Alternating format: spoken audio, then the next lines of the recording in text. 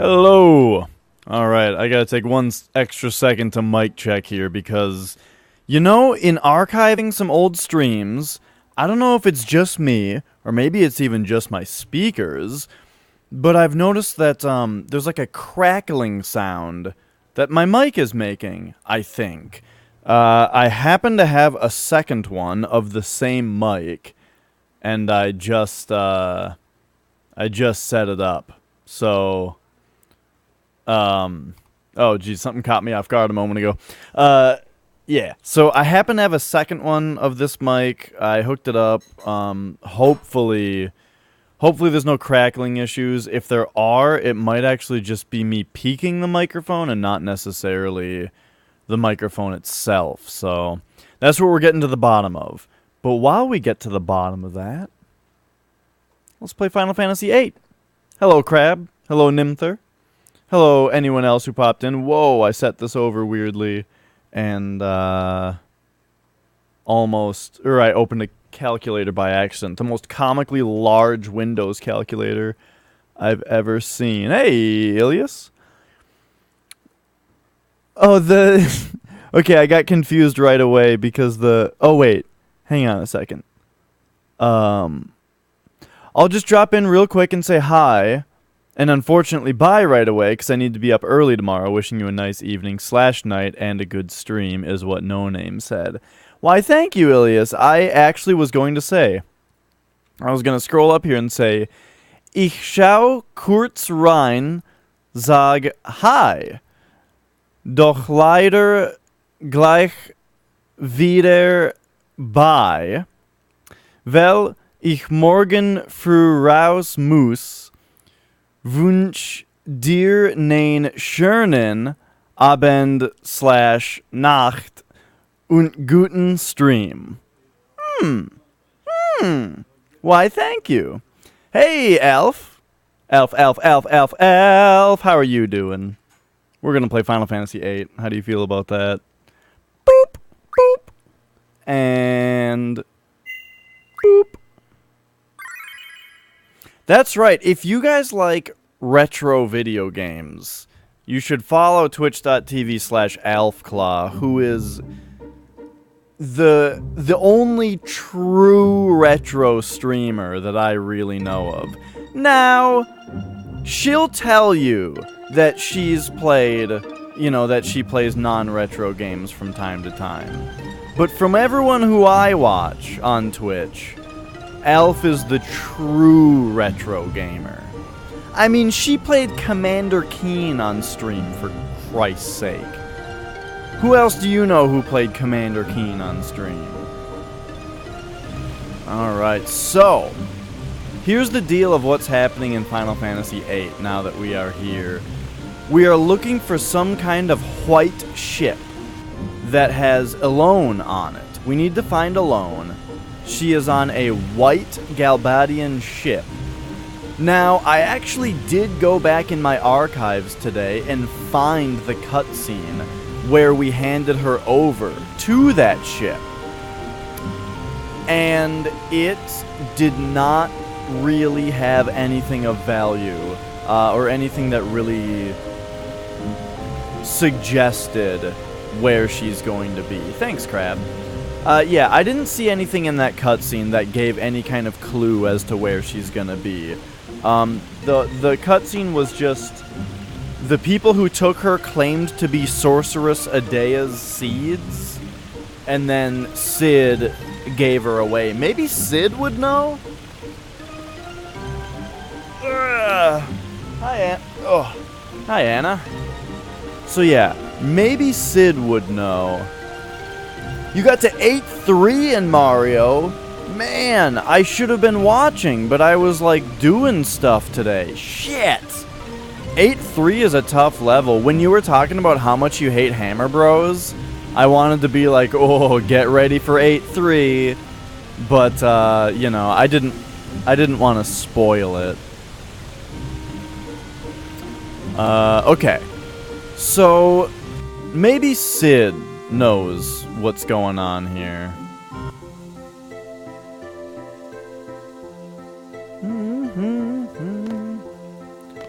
So I'm gonna try to find him here.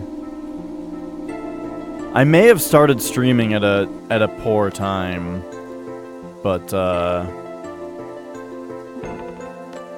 I guess we'll see. Okay, so let's get. Where the hell does Sid hang out? Probably not the second floor, but I'm gonna try anyway.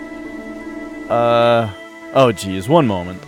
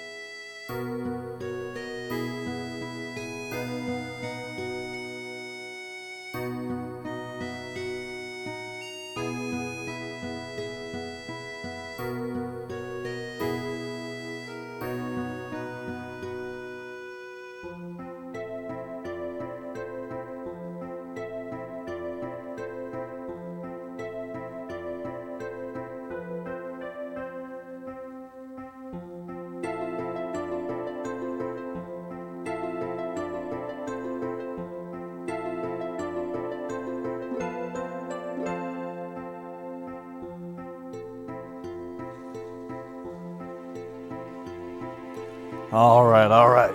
We are back. Yeah. So, for the benefit of anybody just joining, and also just for myself, to recap, I went back, I found the cutscene. We're looking for Alone. She's on a white ship. I went back and found the cutscene where she went onto that ship, and they didn't say or hint at where they were going. They just said that they were Adea's seeds. But Cid was the one who handed her over. So I'm thinking we need to find and talk to Cid for an idea as to maybe Cid has an idea as to where they were going. And if that doesn't work, then... Oh, I just remembered where Cid is. Cid and Adea are in the same place. And I'm thinking maybe we should just go find them. And talk to them again. Even though I'm pretty sure I have already done that. And by pretty sure, I mean totally sure. But who knows? Maybe I missed something in what they said. Other than that, you know, going back and looking at it got me, like, a good look at the ship. But, you know, maybe it'll just be easier for me to... One of the big things is, like, I don't know if it's supposed to be docked at a town somewhere. If it is it visible from the world map? That's my biggest thing that I'm unsure of right now that's making it kind of hard to look for it, is I don't know whether this ship is going to be visible on the world map, or if I'm supposed to be going into towns and looking at the ports that way. But, you know, we'll find out. But for now, I'm gonna run over here, try to talk to Cid and Adea. It's possible that the ship is not docked and it's just sailing around, but that's a little weird. But anyway, here's where Cid and Adea are, so we're gonna go talk to them. Bum, bum, bum, bum.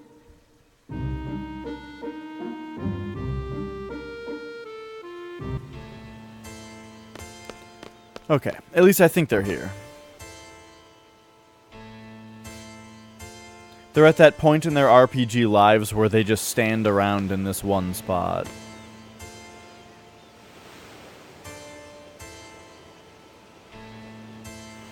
We've gone out on an adventure, and now we're back and they're still just standing here. I will be staying here with Cid for a while. Should Ultimacia possess me again, I ask for your help, young Cid. So that's all she says, absolutely nothing helpful to the quest. Cid says, I believe Alone is traveling all over the world in a ship. Even if Ultimacia decides to choose her again, it will be very difficult to find her. So, okay, he says that she's just going around in a ship. So, I mean, that's good. That's good info. It's just the info that we already have. So, we'll do our best here. Oh, there's a magazine on the floor back. Oh, okay, I thought we hit a loading barrier. Nope, yep, whoop, beep. Yep.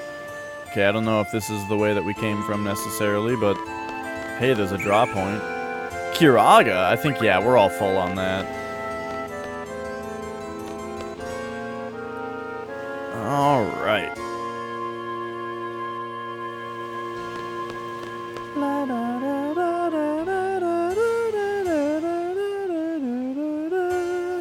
I think I added a little things, a few little notes there.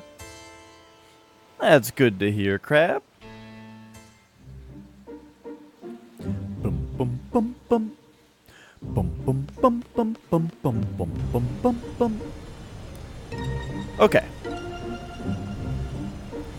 Sid says she's traveling all over the world in a ship. She's just on an odyssey of her own, apparently.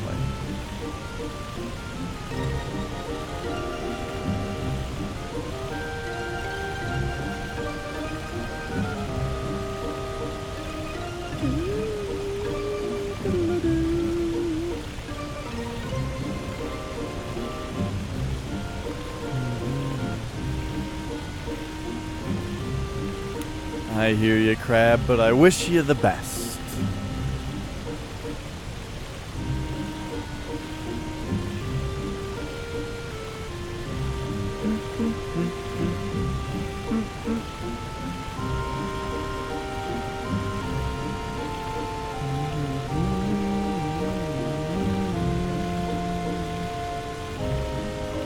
Hey, didn't we find like an island that wasn't on the map earlier?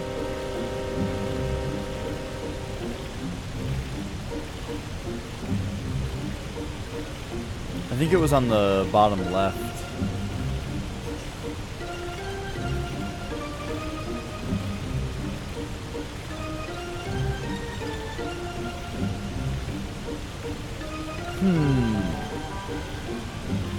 Hang on, now I'm curious about something though. The world map is presented as a square, yet they also put it on a globe? I wonder which one of them is weird. You know what I mean? Like, as in, as you sail around, your little cursor on the map moves so many pixels per second, right? But it's got to be warped somehow.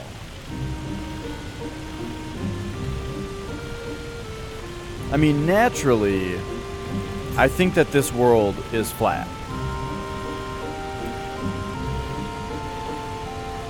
So then to get it onto a globe, I guess it all lies in the fact that the entire globe, the globe isn't actually a 3D model. The globe is probably not a 3D model that's being spun. It's probably, and you can tell by the vertices on the sides, you can tell it's just having its texture on it redrawn. It's like a stationary thing whose texture is being redrawn.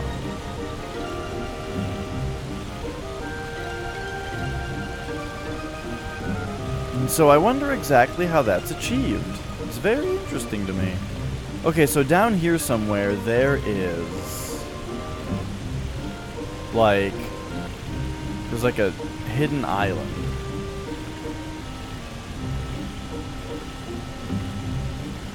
I think. I'm pretty sure.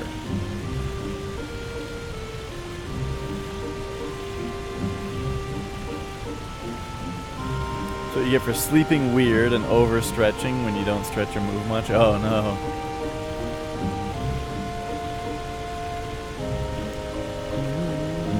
I've certainly like felt like, oh, I've been sitting down all day, I'm gonna get up and stretch, and then I just like pull a muscle stretching.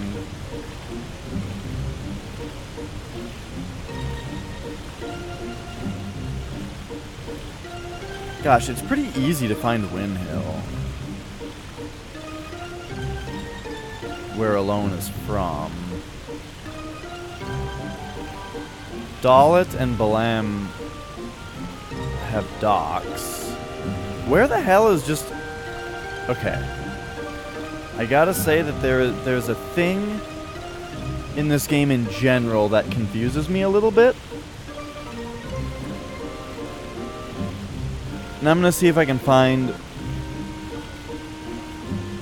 Whoops. I have a thing here. I'm gonna see if I can find the answer to it once and for all.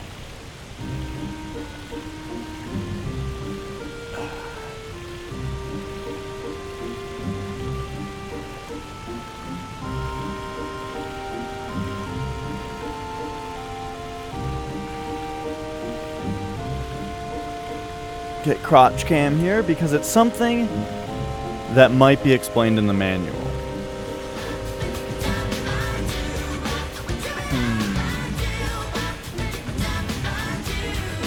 Yeah. What up, Flex? Basically, my question is, what the hell is Galbadia? Is it a nation? Is it a city? Is it a continent?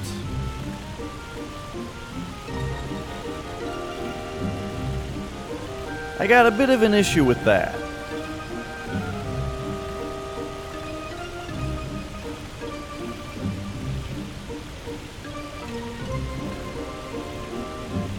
Do, do, do, do, do.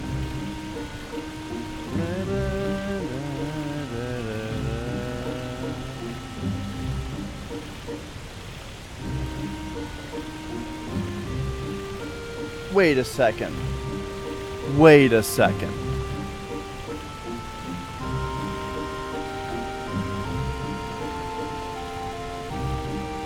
The map. On this map, a gunblade will be displayed. The gunblade is an indicator that shows you where the player is located and the direction that they're heading.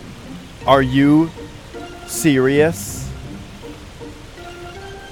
This icon on the map, the reason that it's so not oblong, but it's so like overly long and shitty at indicating your position because of how long it is because they had to make it a gunblade? Well, that's just silly. Okay, anyway.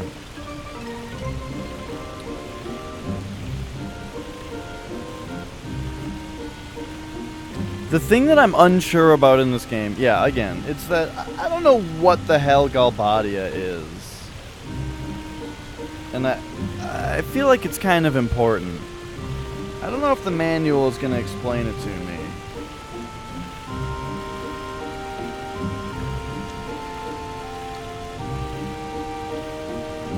Like, I figured it would be in the prologue, right?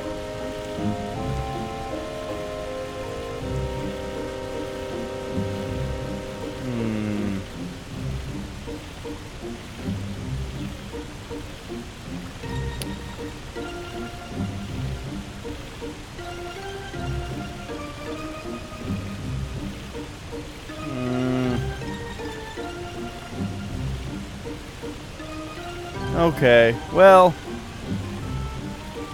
yeah, I don't think we're gonna find it in here.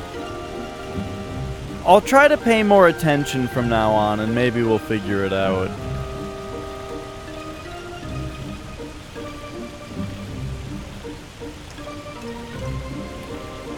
So anyway,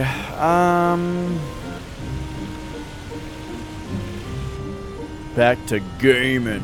Let's see what's going on here. Because, like, we look at this map,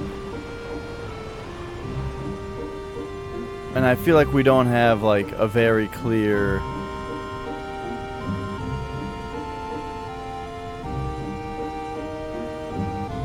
idea of, like, the thing is, they've always been talking about, like, oh, the Galbadian army is attacking, the Galbadian seeds, the Galbadian garden, all that kind of stuff. And it's like, okay, well, where the hell is this place?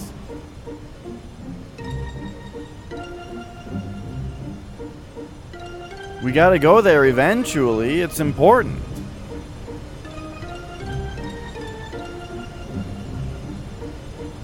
Bum bum bum bum bum bum bum bum bum bum.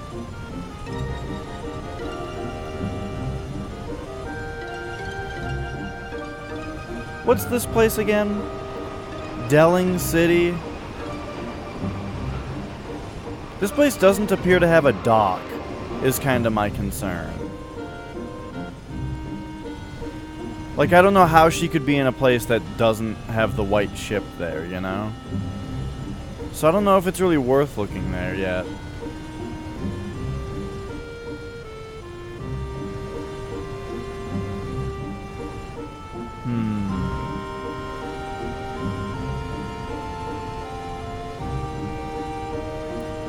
But at the same time, this is the far-flung future of Final Fantasy.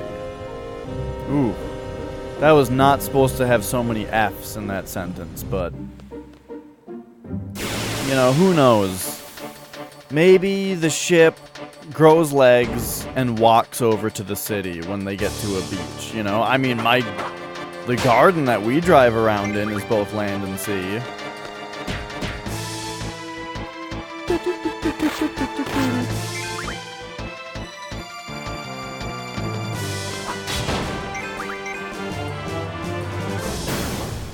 So, okay. Let's pop into this city, see if we can find any clues. Bum ba dum ba dum bum bum bum bum bum ba dum ba dum bum bum.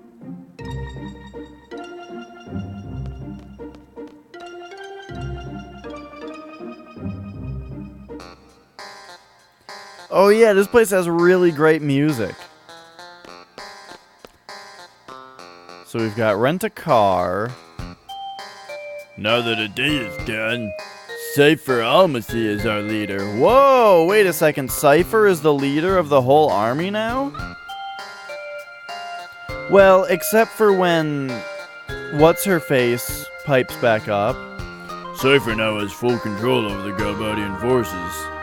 I heard Cypher Almacy is now in league with this sorceress named Ultimacia. Yeah, see, that's what I'm talking about. With Sorceress Ultimacia behind us, Esthar and his technology are nothing. We can beat them so easily, it'll be a second coming of the Sorceress War. Okay. That's the thing, Flex, is I don't know if it's just like the whole world,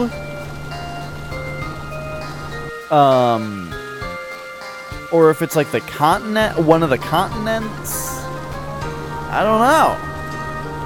Please wait until the bus headed for Caraway's mansion arrives. Well, the thing is, I don't think that it's completely vital information. It's just that Edea was taken by a Galbadian ship. So if it's like a city that's on the map, then I'd like to go there, you know? But it does seem like it's the country.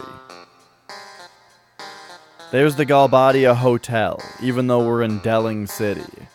So, like, yeah, it's probably just everywhere.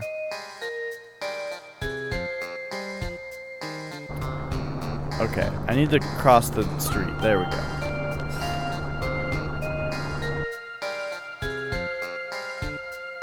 Bum bum ba-dum, da-da-dum, dum. Well, okay.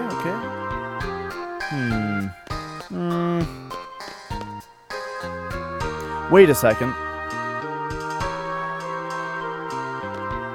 Isn't this the hotel that, Laguna listens to the lady sing at? Right down here? Yeah, totally.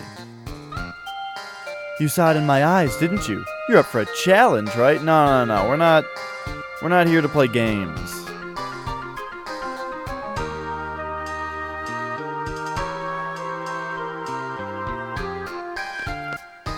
Bum, bum, bum.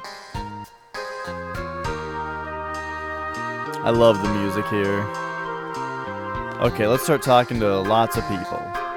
The army's getting worked up over a ruin. It appears that Cypher guy is behind it all. What is he after? The army seems to be getting restless. Is the World War finally about to start? Finally, dude. I've been waiting too. What is this? Can I talk to this person? There's like 3 people. Oh, there we go.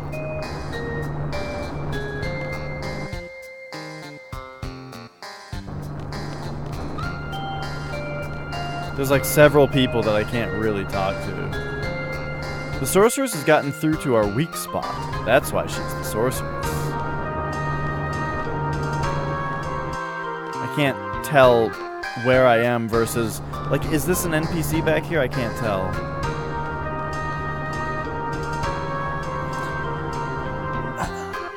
It's like Twisted Metal 2. You're like, oh, is that a car over there? Oh no, it's a missile pickup. I just shot my special at a missile pickup because I was 10 feet away from it.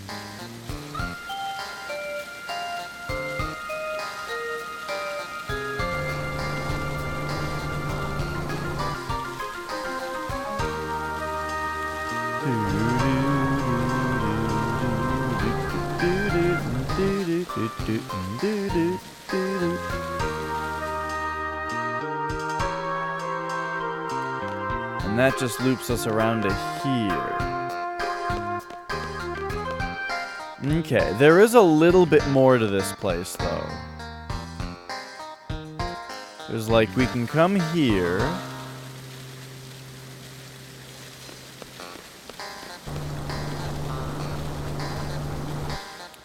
There's like the part where you're...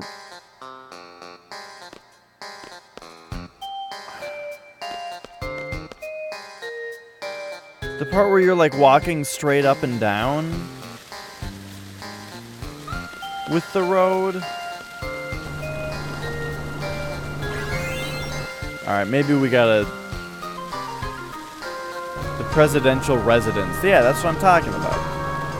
Maybe we gotta just wait here, talk to this guy once the bus gets here.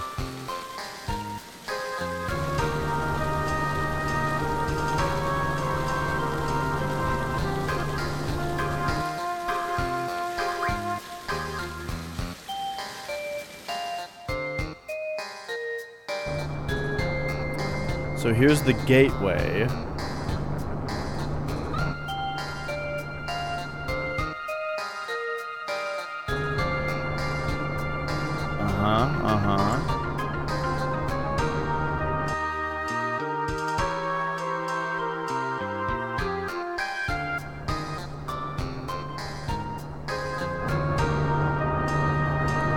But is this really where I was wanting to go? Also, are we okay, I was gonna say, I did hit X on the previous screen. We're investigating some strange ruins. Cypher Almasy is in charge of the operation, that's all I can tell you. Did you hear about the large-scale operation that's underway? If they find that thing, they said it might have the power to end wars.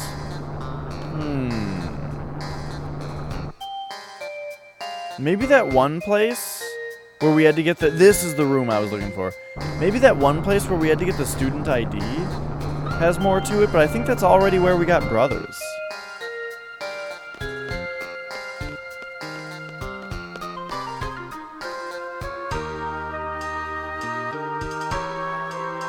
Alright, now the president is here, but he doesn't... Yeah, he doesn't seem to have much to say, but hey, let's ask about the sorceress, sure. The new leader of the armed forces? I'd like to see how she does. It appears there's a new sorceress in town, but no one has yet to see her. She's at the forefront of history.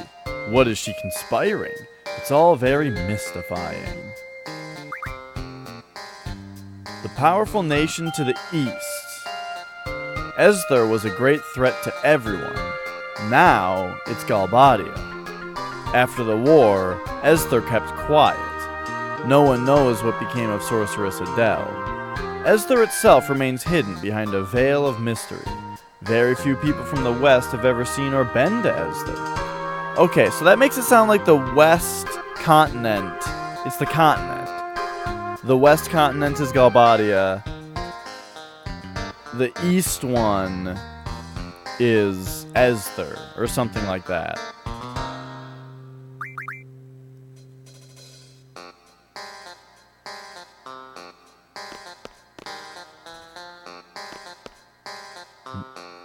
And now there was this, like, secret exit back here. I forgot where this went.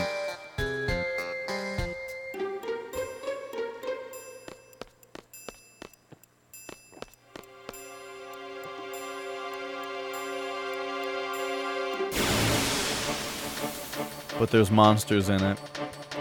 I don't think we should be here. I'm having immediate second thoughts about coming down here.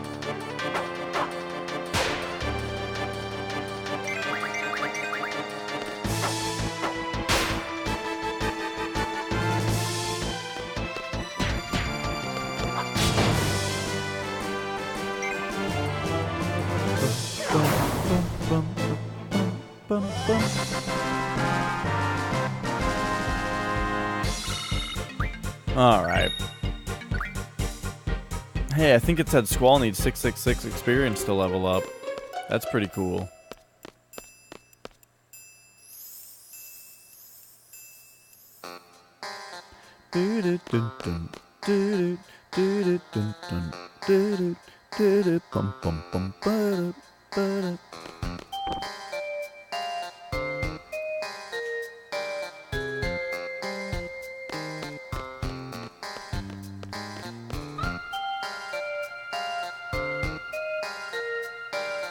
I wonder what's the longest in my Final Fantasy series playthrough here. I wonder what's the longest I've been stuck on one plot point, like running around the map looking for a single thing. Because I know it's happened before. There was a while in 6, I remember, running around looking for something for a super long time. And then it had to have happened in like 3 at some point. I remember Final Fantasy 1 going pretty smoothly the whole time. And I think Final Fantasy 2 went pretty smoothly the whole time, too.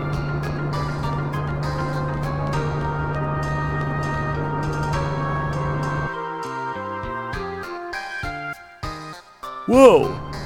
What is this place I haven't seen yet? The moon looks so sinister. I'm getting scared. What's gonna happen to this world? I heard that a new guy is in charge. Cypher is up to something big. Now he's teamed up with some evil force greater than Adea, and he's trying to do something to this entire planet. Wow, that's a lot of information. Please wait until the bus headed. Oh yeah, that's the bus guy. Why is there always a bad guy? There's always somebody to hate. Why can't we just stop being judgmental and live in peace? It's deep, man. Caraway's mansion. You're going completely the wrong way. Go wait at the bus stop on the other side if you want to go there. Oh, thanks, buddy. How's it going, Snuggins? I think this game is rather fantastic so far. I'm liking it a lot. I'm wishing I had played it when I was younger.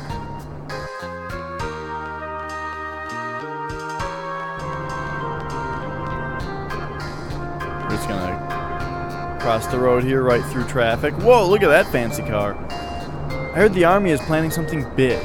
It doesn't look good. It feels like we're making enemies with the rest of the world.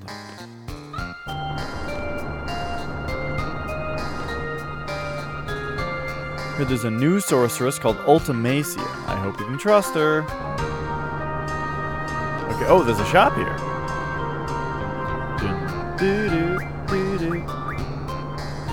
Turtle Shell Betrayal Sword. I feel like there is something that I was recently picking up, but now I'm not seeing it. Oh well. I learned in the garden that any person can inherit a sorceress power directly from a sorceress. That's how their legacy lasts. I used to be a student at the garden. Not a very good one, though.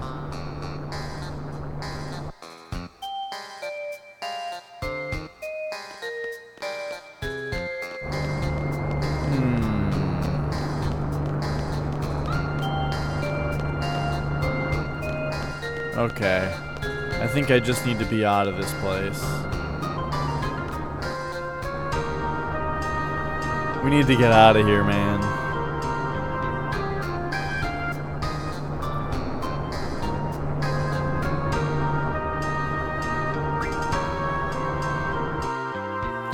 This city's big and scary and confusing. There's there's some reason a robot made of wax can't take a nap standing up in the middle of a bunch of wax robots? Or does that confuse you?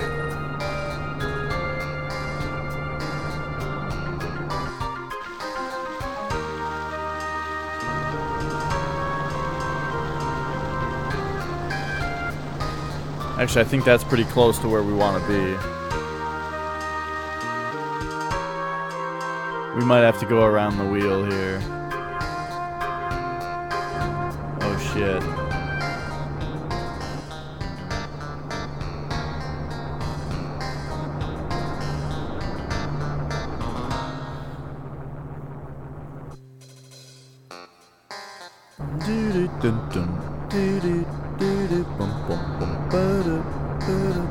Oh, this just goes through these 3 stops? Well, that's fine. Or these 4 stops?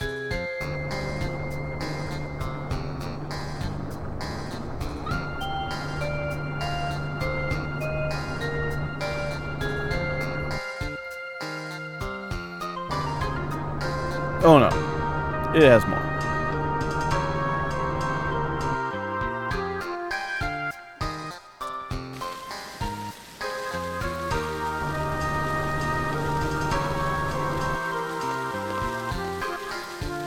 Okay, so here's where we can go left.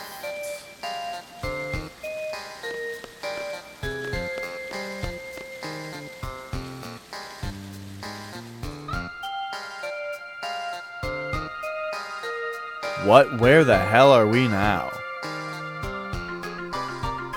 The train station? I totally forgot about this.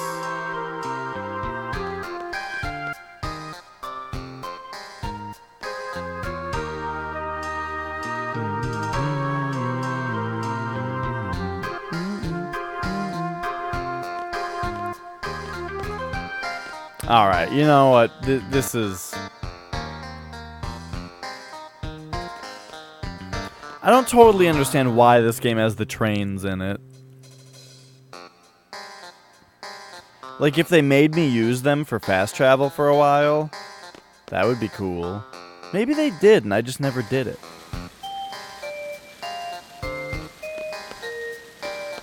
Okay, I think I'm supposed to go back to the right, though. What the hell is this balloon up here? Like, I'm guessing it's a Moogle, but I can't actually see it. Okay, we gotta go left here.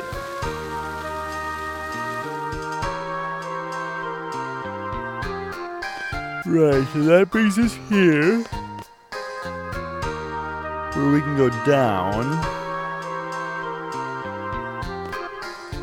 And now we're here where we can leave. Is this just the guy I rent cars from?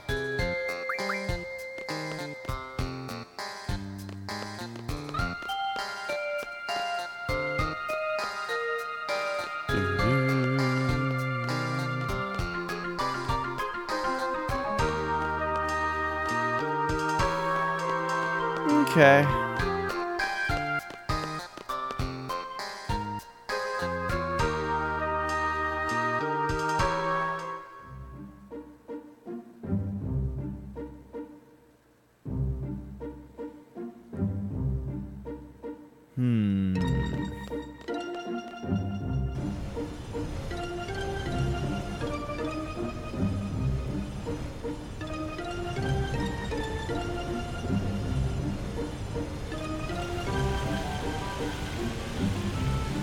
Back to C, and let us keep searching here. What is this?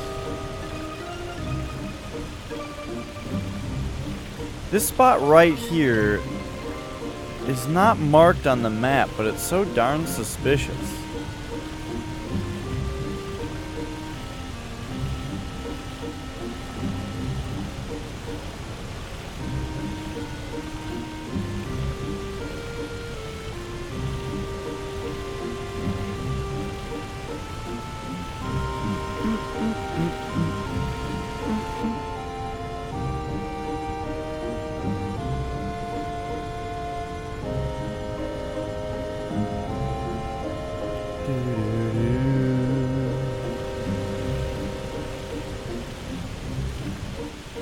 And this is Dalit.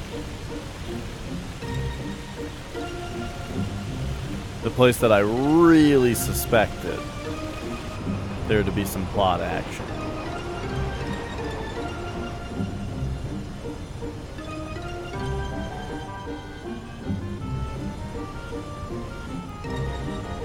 But if not that, I know... Okay.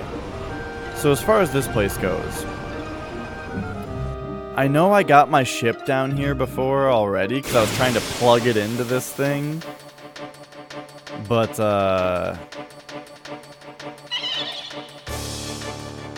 I mean, let's just try...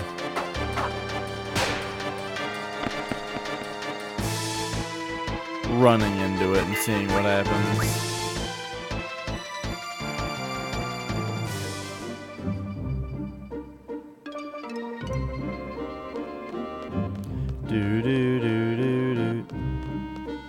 This, what is this? Oh. There's draw points on the world map? Crazy. And what does the environment look like when we're standing on this thing? No different? Okay.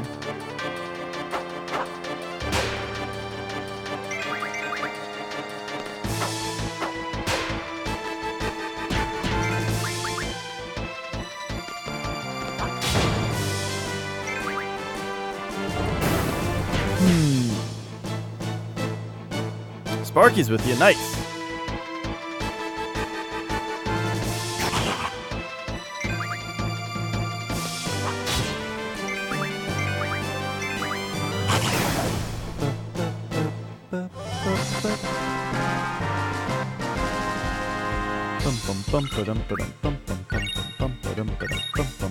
So I played bingo yesterday.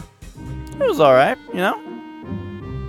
Fun little thing to do for an evening when you're getting food. That place I was talking about that's nearby me, Broadway, that has really good burgers. I guess Tuesday night is bingo night there.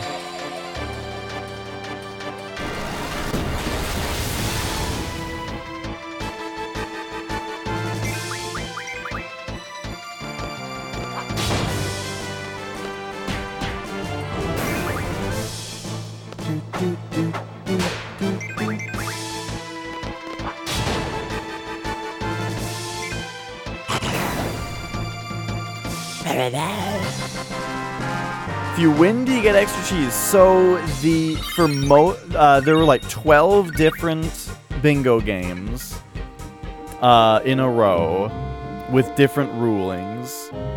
Most of them, I think it was 10. I think it was 10 bingo games in a row. 8 of them, the prize was $100.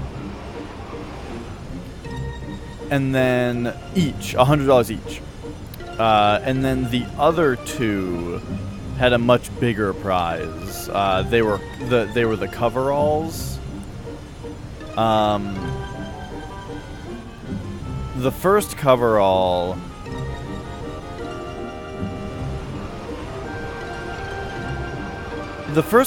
was worth, I don't know, it was like $300 or $400, maybe $500, something like that. It was quite a bit. And then the second one is like a jackpot one where it's a coverall, but they don't go until somebody wins. They only call like 60 numbers or something, and if somebody wins, then they win. But if nobody wins, then it goes into a pot, you know, to possibly be won next time. And hey, nobody won, which means we should play again next week because the pot's bigger. Someone's gotta win it eventually.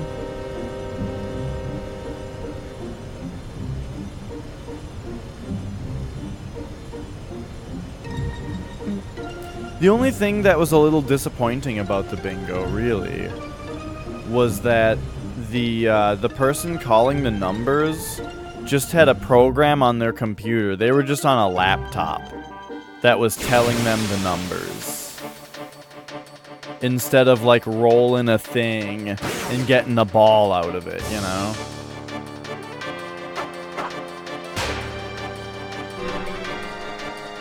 Oh shit.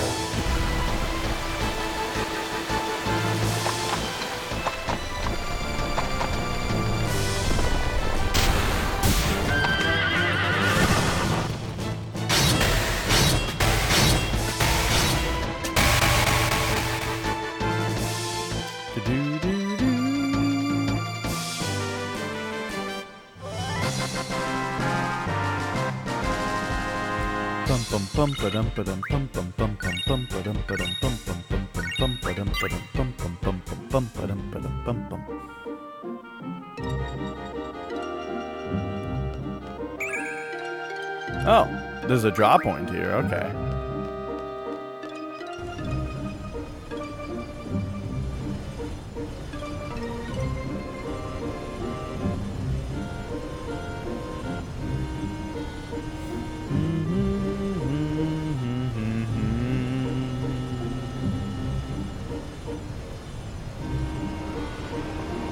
I'm wondering if all of the time that I'm spending sailing around land is a waste, because I'm supposed to be looking for a ship.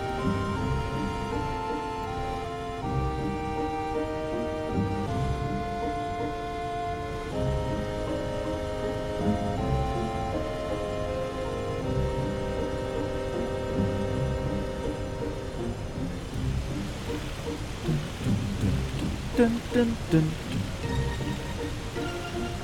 Oh yeah, Broden just showed up a second ago. Bro.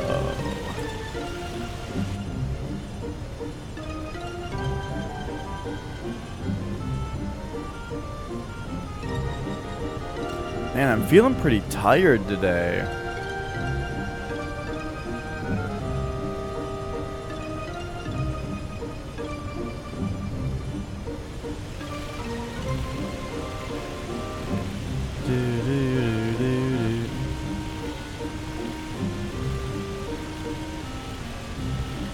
Oh yeah, wasn't I gonna... Yeah...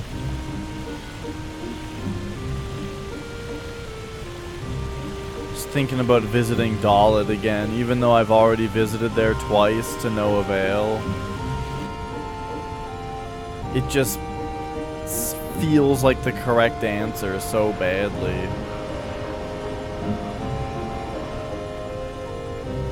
Okay, I'm curious about something. What if I lower down into here? Oh, this isn't actually water that I sail in. Okay, that makes sense.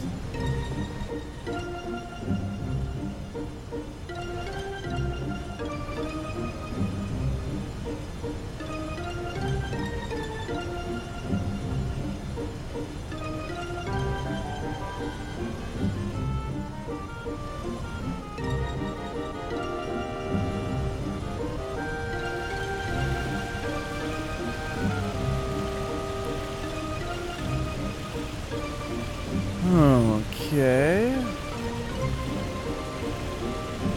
Do do do do do.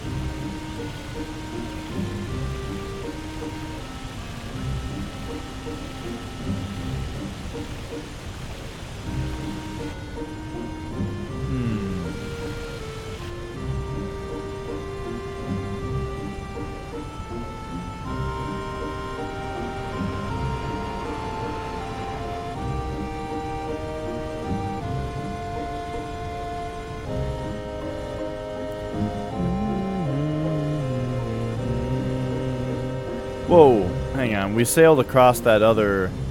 There we go. The other train tracks. Bling, blang, blang, blang, blang, blang.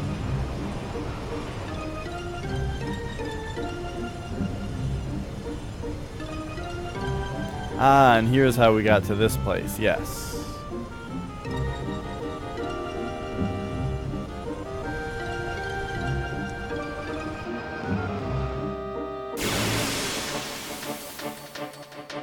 Dun, dun, dun, dun, dun, dun, dun, dun, dun, dun, dun, dun.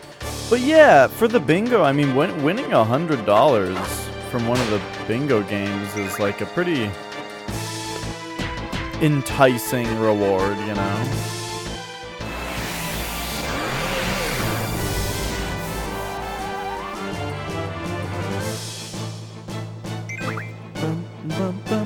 I felt like I was never even close, though, is the thing. Like, I was never even close to winning.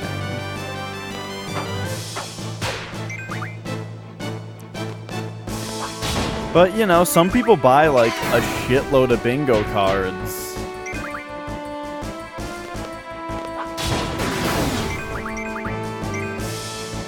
I won... I do remember winning at bingo one time at, like, a church thing. There was some kind of church thing I was at with my mom one time, and I won $5. And my mom bought me the bingo card, you know, it was my mom's money, of course. And so I remember just being like, yeah, awesome, Mom won $5 because she bought the bingo card. But she was like, that's your $5. And I was like, whoa. And that's about the whole story.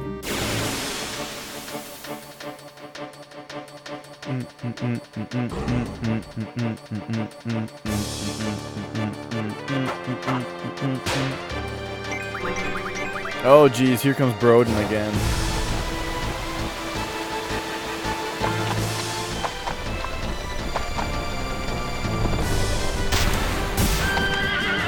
Dude, when are you just gonna be my GF? When are we gonna make this thing real?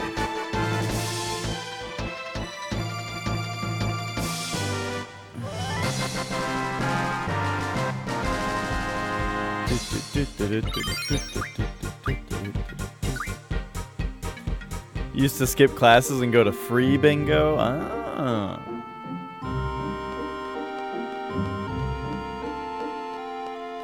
The only thing I was skipping was a potential stream yesterday. But hey, I wanted a delicious burger. I kind of want a delicious burger tonight, too. I kind of want it to be from the same place. Or I could go to Five Guys. Five Guys.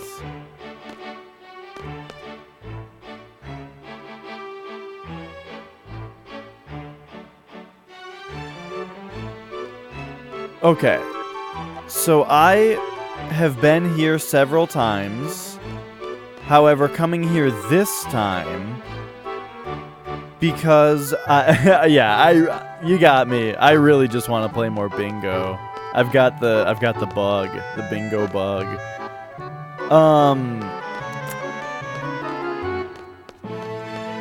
This time coming here, because I went back and watched the cutscene where Alone was taken away, I can confirm that none of these boats are the ones that took her.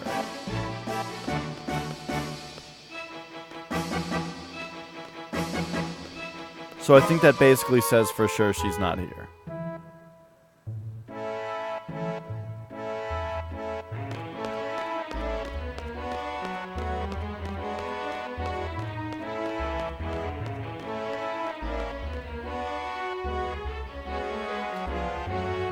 I like the idea of renting a car in this game because presumably you just ditch it wherever it runs out of gas, and that's hilarious.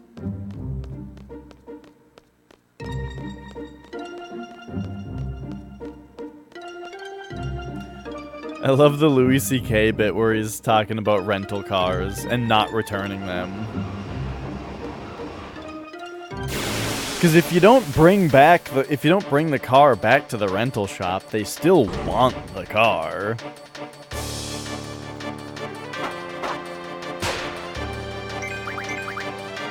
So they're just gonna go get it. He's saying like one time he just did not have time to bring his rental car back to the rental place before his flight. So he just called the rental place from the airport and said that the car is at the airport parking lot and they can come pick it up if they want, because they want it. And they're like, you can't do that. You have to bring it back to the shop. And he says, okay, well, I already didn't do that. And now I'm on an airplane. And they're like, oh, geez. Okay. And then he realized, I could do this every time.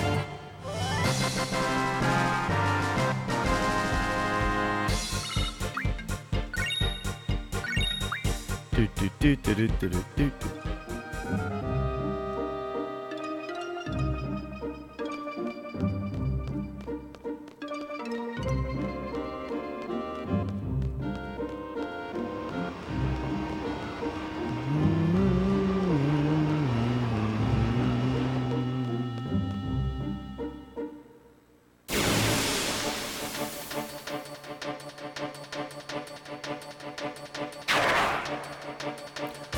Whoa, it's this thing! This thing is in Final Fantasy VII, and it morphs into a, It morphs into a ribbon.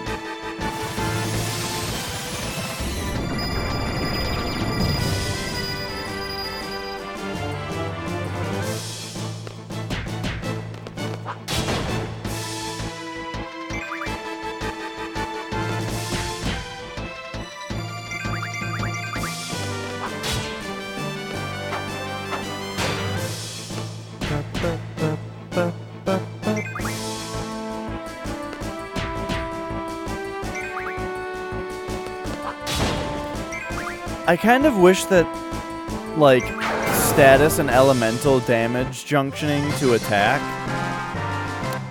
weren't separated into two categories. Because I would love it if everybody right now could have a status element on their attack. And also, that would make me feel a lot better about not putting elements on attacks if I could say, well, I'm putting ailments on them instead.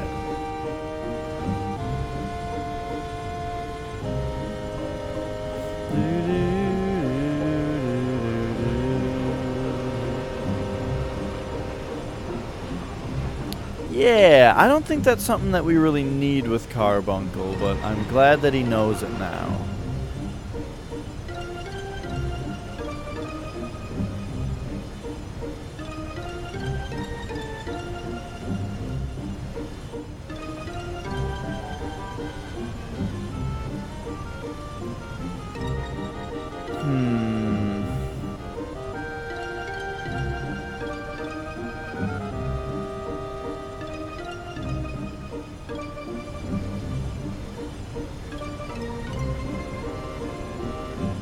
Da, da, da, da, da.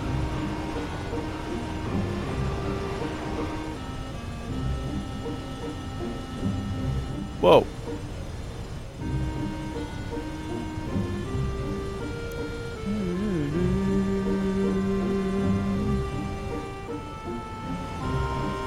That. Wait, what is this on the... The map shows like a tunnel of water going up right here, and I don't actually see it. That. Here's a little bit of water. What happens to it?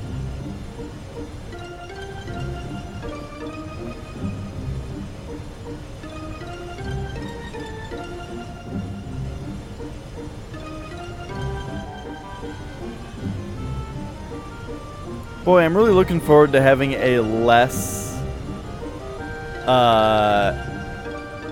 clunky ship to navigate with. Have I got the boat into any fights? What? What? I don't know what you're asking, really. I'm looking for a white boat.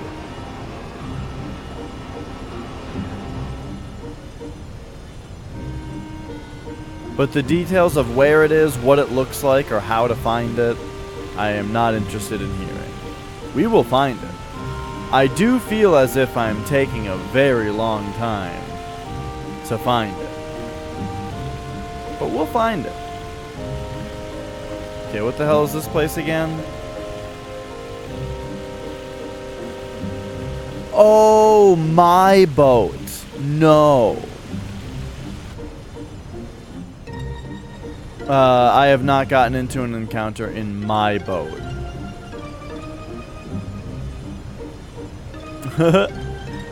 But yeah, I mean that is possible. That's like in Final Fantasy VII. You fight the ruby weapon by running into it with your airship, and you fight the emerald weapon by running into it with your submarine.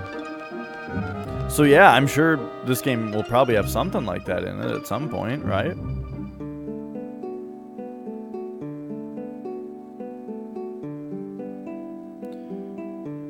Okay, so this is that Balam gas station, huh?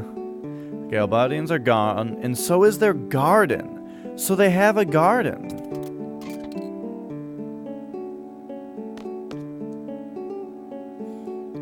Hey Zell, do you know a girl at the garden with a pigtail? She came by your house the other day.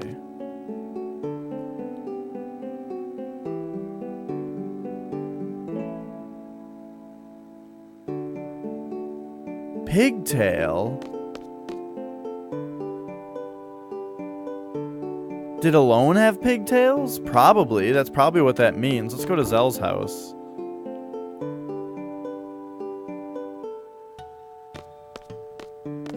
Yo, Ma, has anyone come by to see me? Someone with a pigtail? This is probably it. Huh? What's this all of a sudden? No one stopped by. That's strange. Maybe she left a note.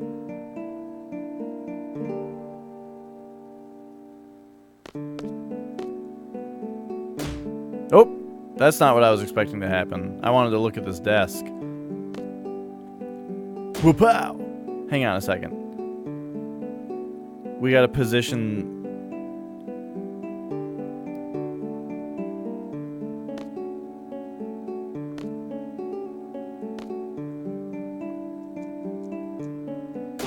Oh. Okay, I was trying to get it so that he would punch Zell in the face, but... Okay.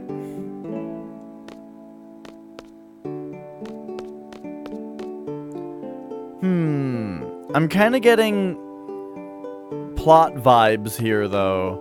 The fact that there's this thing going on. So you're going to have another friend visit? I'm looking forward to meeting this person.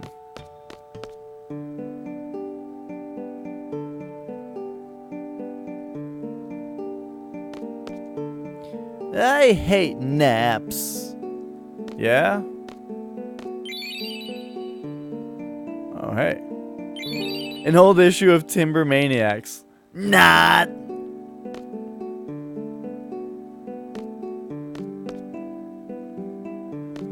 Oh, man. Do you guys remember the scene in Borat where the guy's like trying to teach him how to tell a joke, basically? He's like trying to explain American sense of humor. It's impossible to explain the scene, but if you haven't seen Borat, it's got a very good scene in it. Oh yeah. The older you get, the more you love naps. I don't know though, like for me a nap is like it's good and bad. Like when I'm taking the nap, I'm loving it. When I'm taking the nap, I'm loving it. And then I get up from the nap and I'm like, God, why did I take a nap? Now it's super late, I'm super tired, and I'm not, but despite being super tired now, I'm not going to be able to get to sleep tonight because I took a big nap.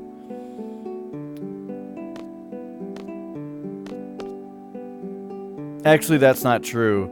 Here's what actually happens.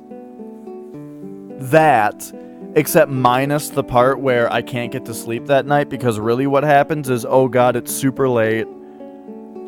I'm really tired because I just took a big nap. Now I'm just going to go back to sleep and sleep all night.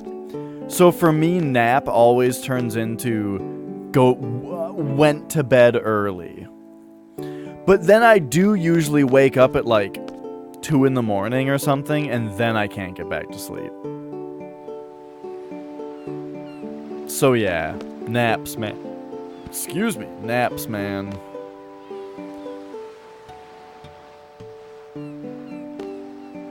That girl has pigtails.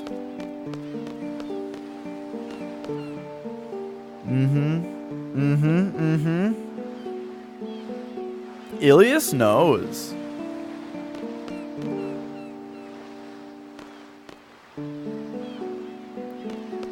This girl's getting tired too.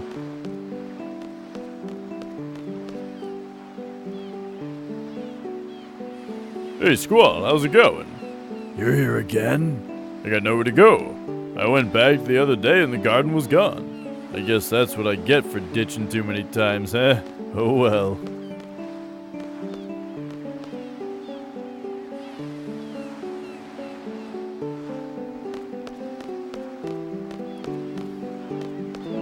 Wait a second. Oh, wait, no, this place is Oceanside. Okay.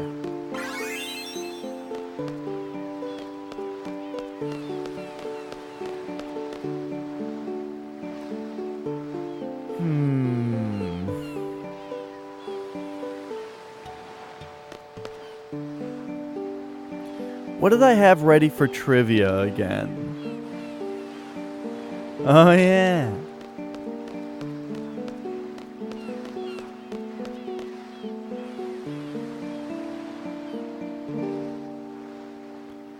Du, du, du, du.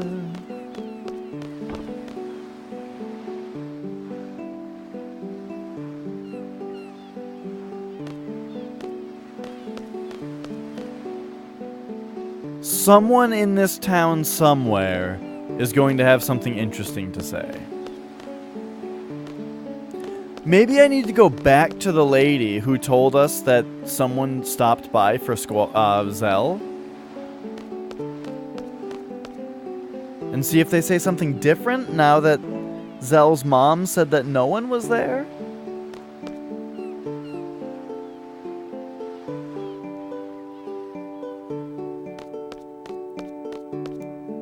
Oh, I did go in this house. I was going to say also I should go in this house real quick because I didn't go in here before, but I totally did.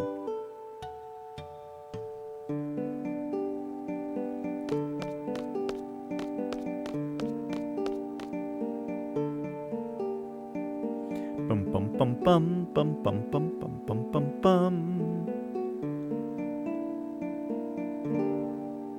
So happy to be back here. For a while I didn't know what I was gonna do. It's been crazy lately. First we see the garden flying by, next thing you know, Galbadians are taking over our town. What's next? Sorceress, monsters, and natural disasters? Jeez. Now, we've already talked to all these people.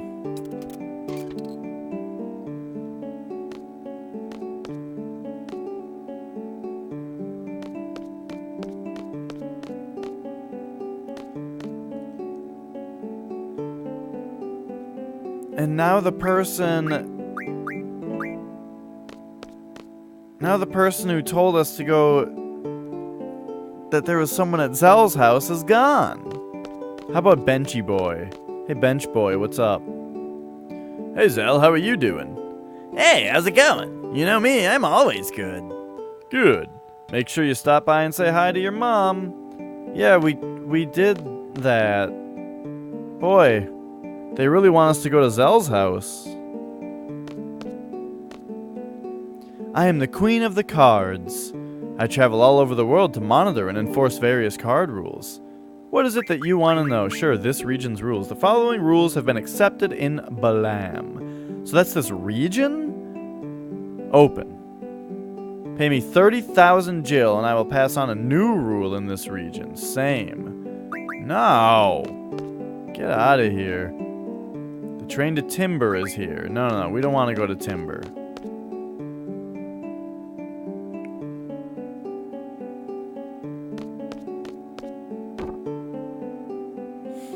Bum bum bum bum bum bum bum bum. Alright, we're gonna keep bothering you, lady.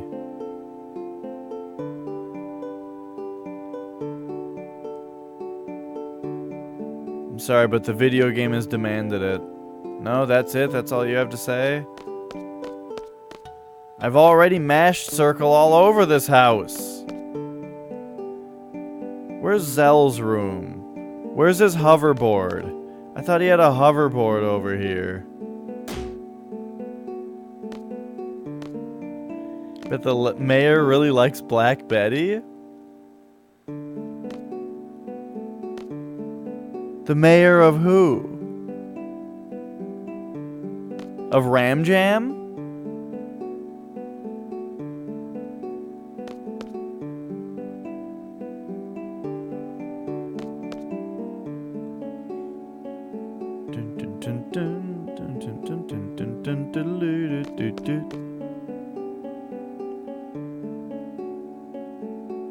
Oh, whoa, Black Betty, bam balam. Oh, I get it now. Okay. I knew it was the Ram Jam song. I just had to sing it in my head a little bit. So in my family, there's like kind of a joke that my grandma said that the lead singer guy of Ram Jam, at least in that video, looks like me. Or at least looks like me maybe when I'm a little older. And so we watched the Black Betty music video, and my immediate family kept joking like it was me.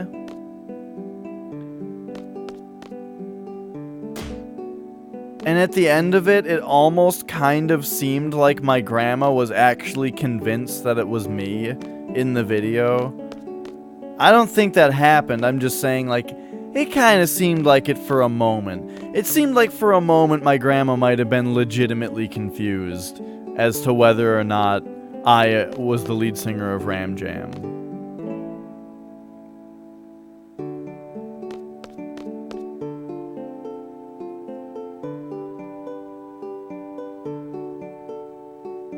Bum bum bum bum bum bum bum bum bum.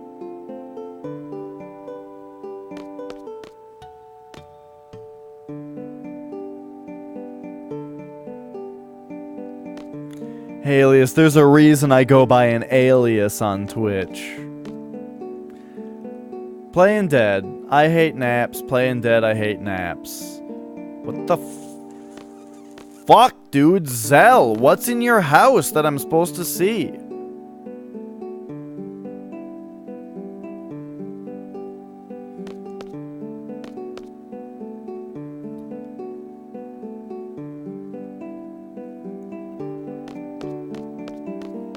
Whoa, Black Betty, bam lamb. Whoa, Black Betty, bam lamb. And damn things gone wild. Bam lamb, and that thing's gone wild.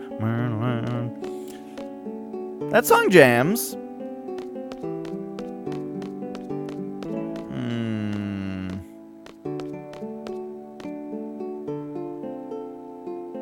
For a long time, my only reason for knowing that song at all was because of the movie Kung Pao, Enter the Fist.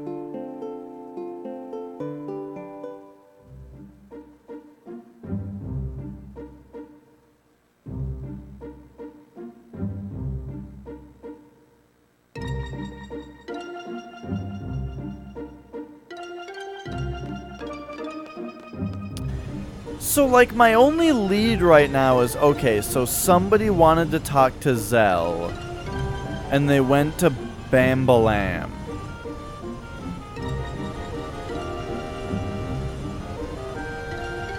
Bambalam has a train that goes to Timber.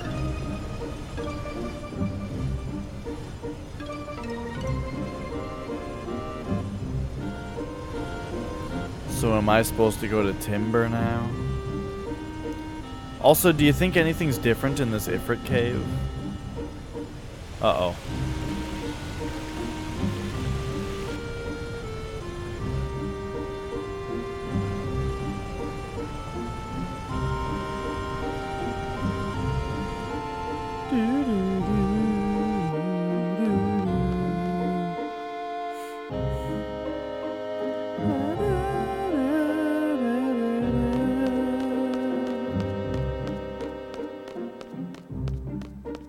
I'm curious about this place now.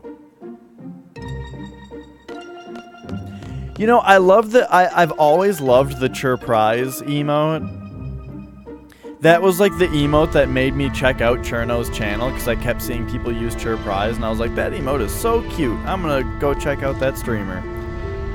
However, I feel like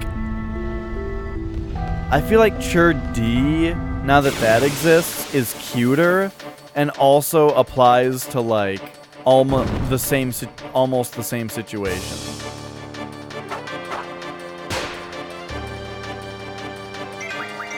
So he's gonna heal them, right? Yeah.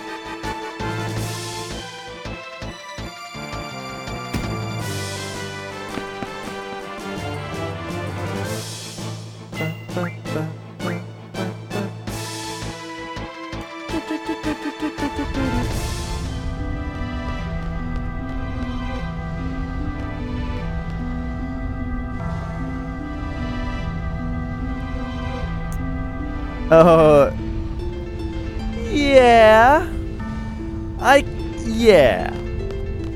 Totally. Like, they don't... Right. It's the same thing. Like, they don't 100% overlap. But just enough where one of them is gonna tend to be used a lot more often.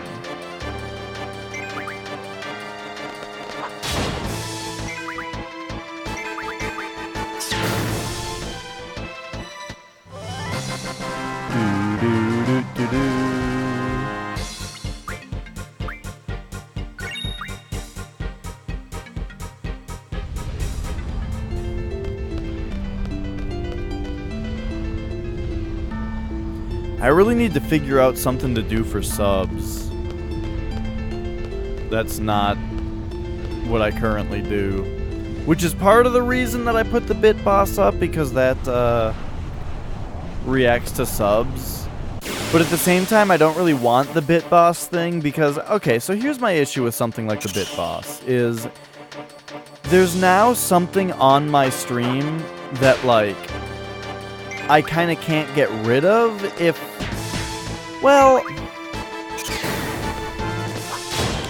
the thing is, if I were to, like, randomly get rid of the Bit Boss on the screen, then that's sort of, I don't know, it feels like an affront to anyone who's given me bits for the purpose of being the Bit Boss. You know what I mean? If someone were to give me, like, what is Moraine at? 200? If someone were to give me 200 bits right now, and then they're the Bit Boss, cool. Except then I feel like I have to keep them on the screen, and I don't really like that. That, I don't know what the word is. But you know what I mean? It's like if I were to take it away, then it's like, then I'm taking something away from them that they essentially paid real money for. Yeah, you know what I mean? Obligation, there you go.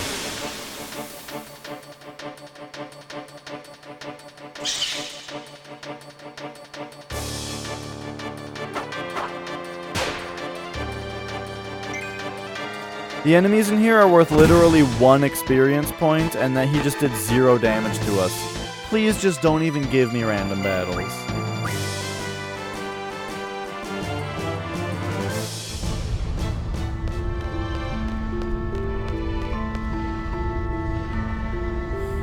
Yeah.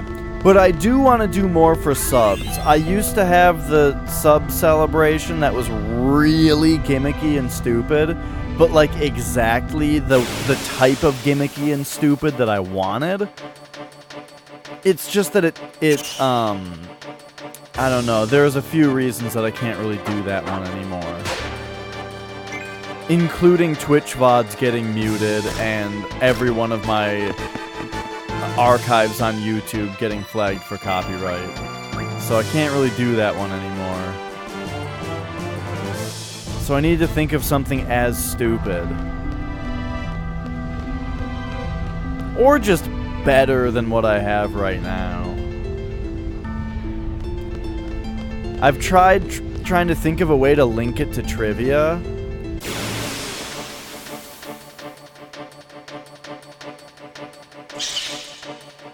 Hey, what's up, Killer Beans? BL3 Revel gameplay? I don't know what that means.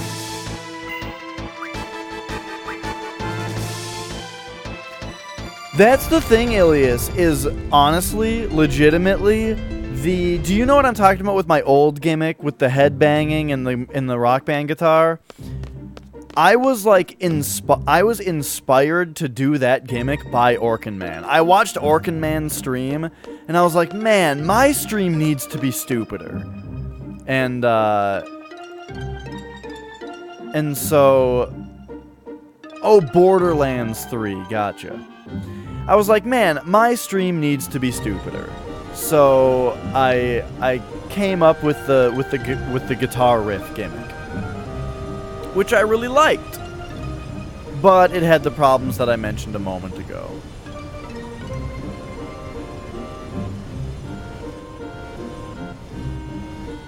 The reason I can't really link it to trivia is because trivia is something that I need to specifically set up ahead of time, and I only have so much trivia at a time, you know?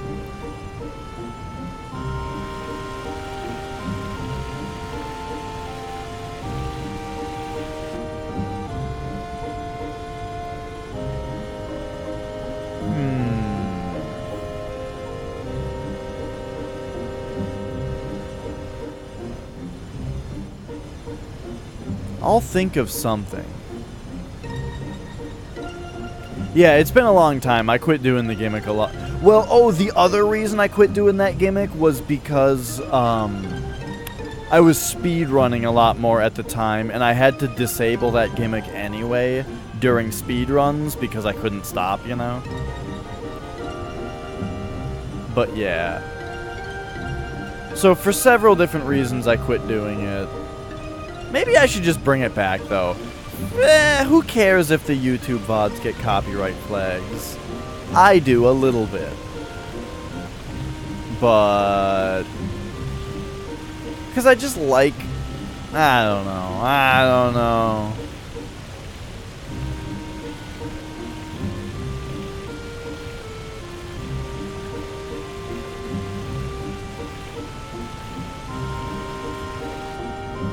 I could record my... okay. I could record my own covers of the guitar riffs, you know? So that it's a cover and there's nothing to flag.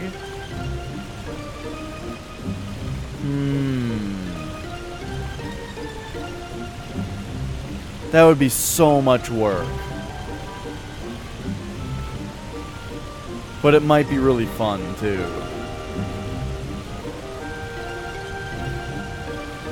No, Alias, not if I'm shitty at it. If they're shitty covers, it can't get flagged. Smooth McGroove gets flagged? Oh, jeez. Well, he's popular, though. Smooth McGroove is popular enough where he'll get flagged manually, you know?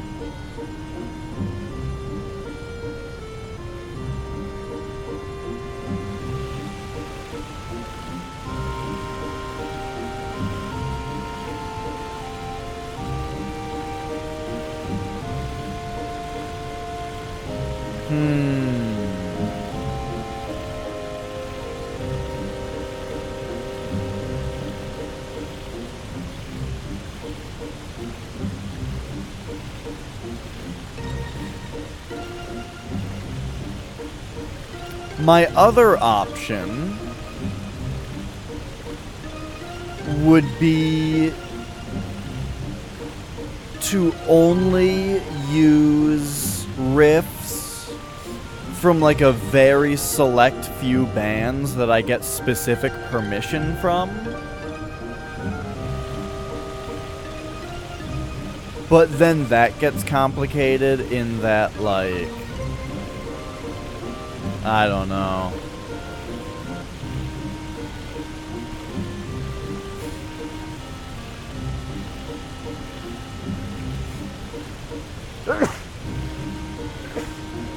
Excuse me.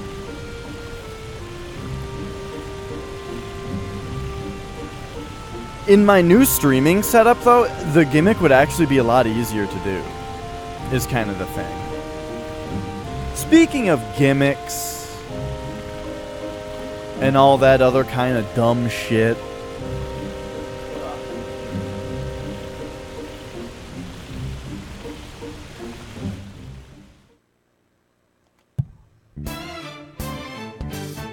what do you guys say to it being time for trivia?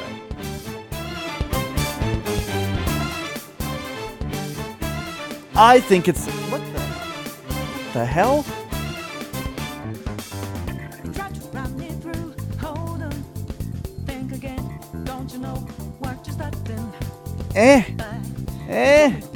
Hang on a second.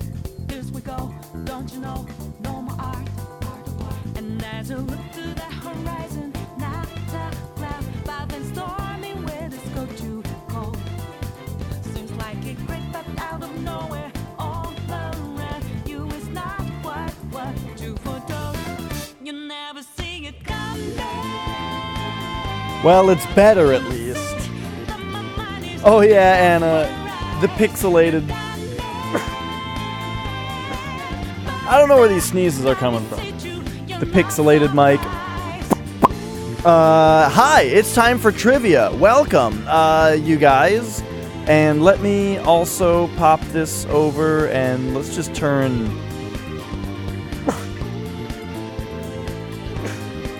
What the hell is with the sneezing? Okay.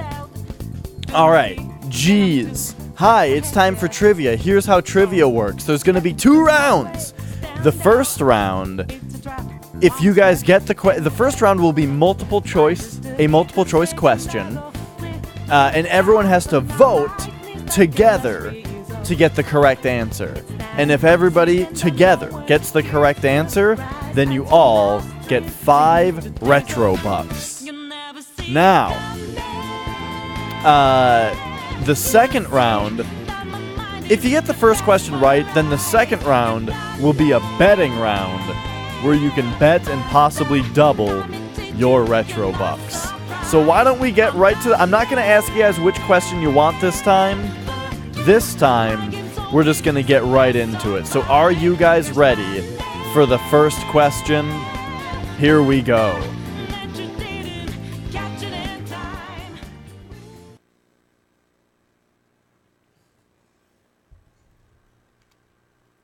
How many courses are in Super Mario 64? Put your answers in here. And let's hear it. What do you guys think is the correct answer? Is it A, 10, B, 12, C, 15, or D, 16?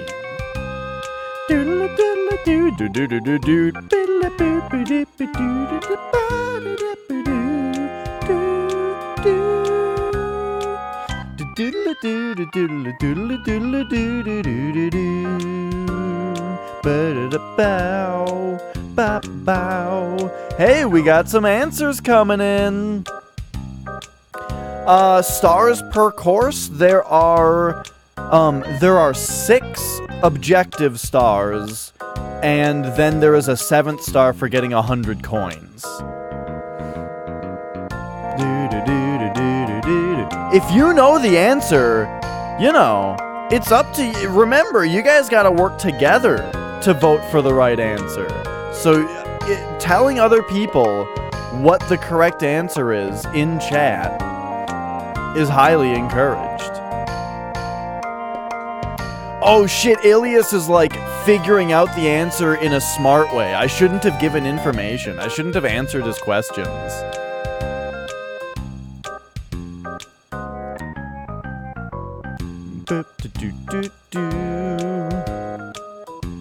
All right. You guys have a few more seconds here to get your answers in. All right. I have the results here. What are the results? It looks like together you guys collectively voted for D16, even though Ilias just went through some sleuthing to find that the correct answer is actually 15. The answer was C. And it is 15. Oh no! You know what? Should we do... I traditionally don't do a betting round if the first round is incorrect, because there might be people in here who now don't have any points, you know? But I think we should do that still. So next, instead of a question for the next part, we are actually going to do a new segment for trivia. This is this is not going to be a betting round because the first round wasn't correct. So, this is another one where if you get it right, everyone gets 5 points. Voogie, you got it right? Alright, so we are now on our new... You voted C also. I think one of you did not vote C correctly then, because I only see one vote. I only see one vote on Straw Poll. Who knows? There might be shenanigans going on. It might be rigged. But you know? If it's rigged, then Straw Poll rigged it. Anyway, we are on to our next segment. This is the Industry Icons segment. And the idea here is I am going to put up a picture of an icon of the video game industry. And you guys just have to tell me who it is. Just say in chat, I'm going to say the spelling needs to be correct. It must be correct spelling. And here we go. Are you guys ready? You guys just need to tell me who this person is. And because this is a new segment, I'll just warn you right now, we're starting off pretty easy. So here we go. Can you guys tell me who is this person from the video game industry?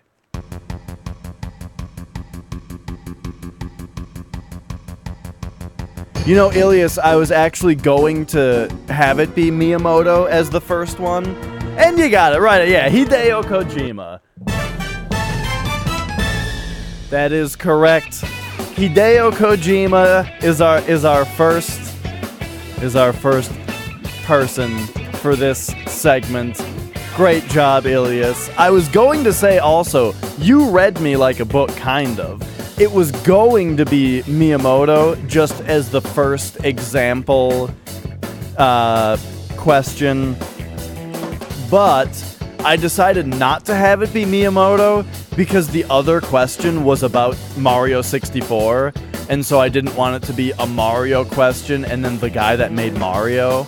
So, there you go. That was my logic there.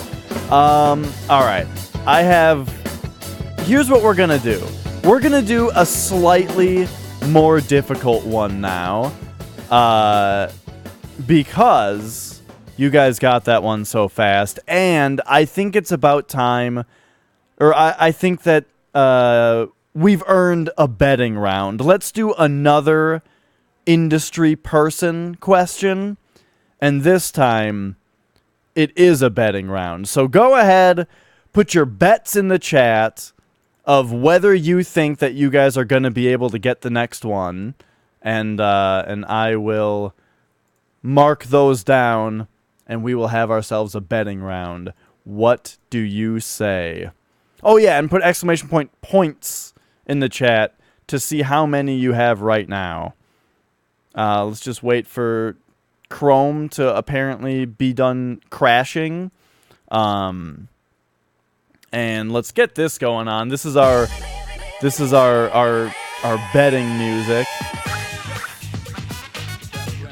Do do do do do do.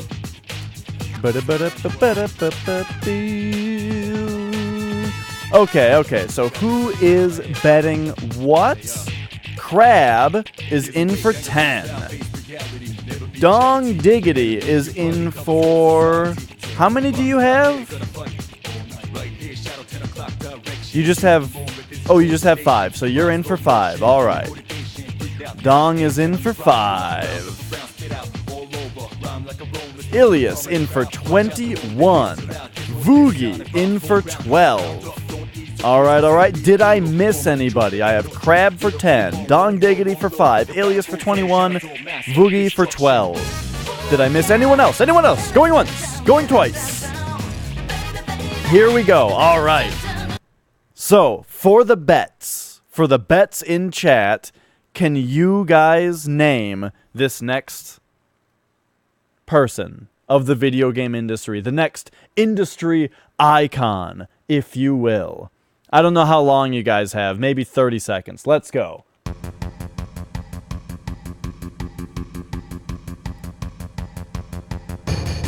Dun, dun, dun, dun. I'm gonna... Well, never mind.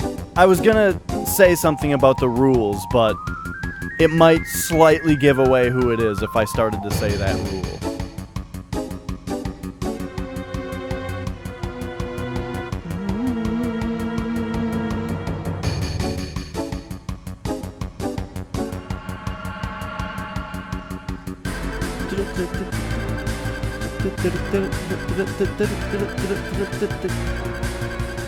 Oh no. Oh no. I think that's about it. Jason Schreier. I don't even know who that is. It is I can say it is not Jason Schreier. Oh no. All right. I'm going to give you guys like 10 more seconds. Not David Jaffe. And then, oh, geez, the music ran out. The music ran out. Oh, no! This guy right here is Cliff Bleszinski, creator of Gears of War, and more recently, Lawbreakers and some other stuff like that. Oh, no! So there you go. They're not all gonna be gimmies, I guess. But that was Cliff Bleszinski. All right, so that means that today, for those of you who voted, let's see, I'm trying to type this while I go here. For those of you who bet.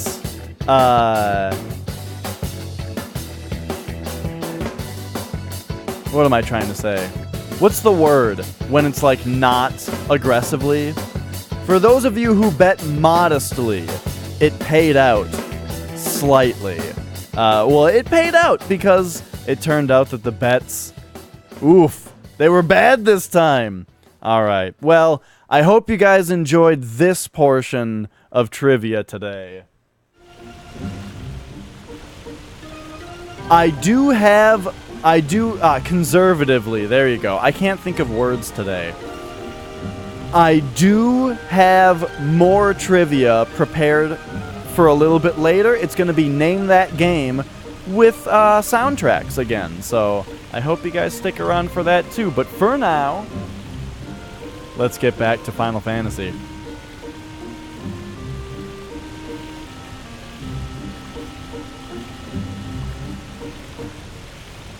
Ah, there we go. And so that you guys know also, Name That Game with soundtracks, there's going to be 5 rounds. And the first 4, I think I decided, are going to be worth like 3 points each.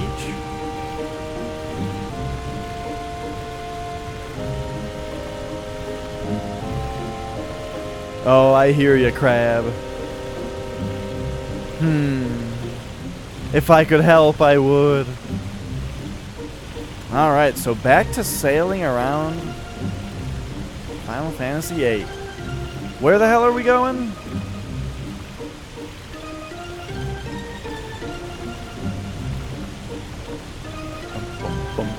bum bum bum bum bum bum.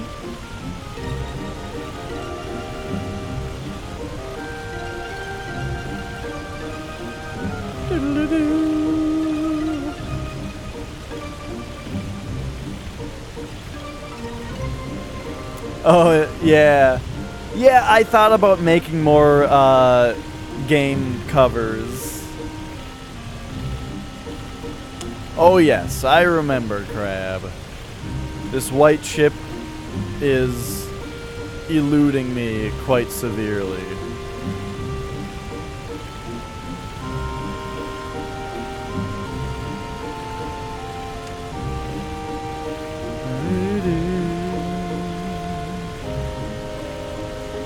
But yeah, I'll get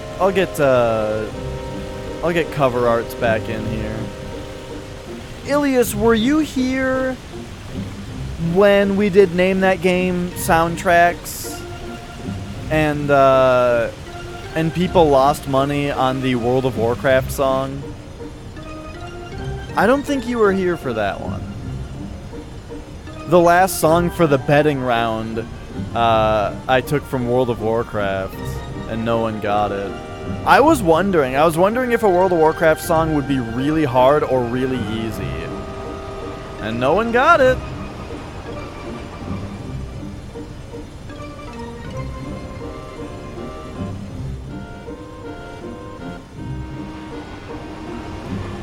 I feel like I'm sailing around for a ship, and something that I'm doing poorly is I'm going up on land like every opportunity I get.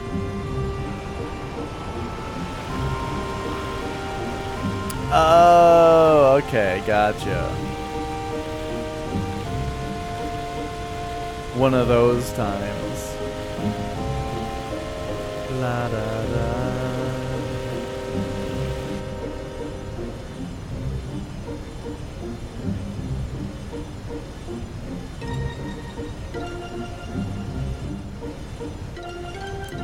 See, I love doing the trivia. I think it's super fun. I just feel like there's something I could be doing better with it, you know? If you guys have any ideas for trivia, let me know.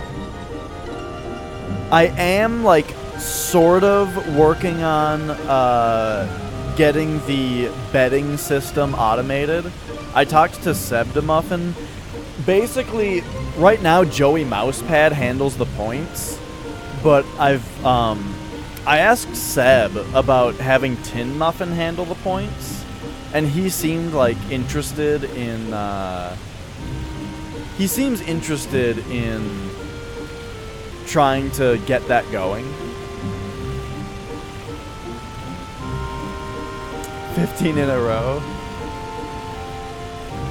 That's so much to keep track of. I can't count to 15. But yeah,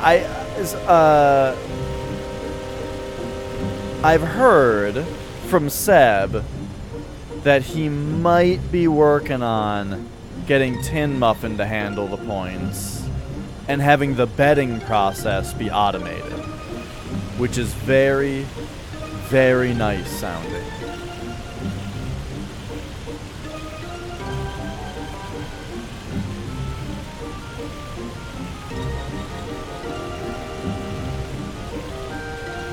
Bum, bum, bum, bum, bum, bum, bum, bum. See, like right now, I just want to get up onto land.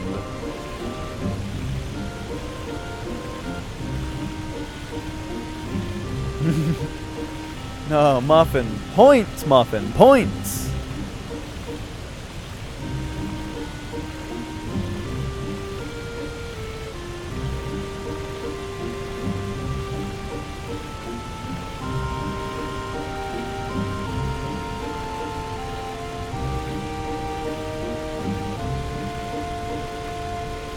I know I already complained about this a little bit, but get ready, I'm going to complain about it again. The camera points down so fucking far in this game that, like, I feel like I can't see anything. I feel like a huge part of the reason I haven't found this ship yet is because I just can't see.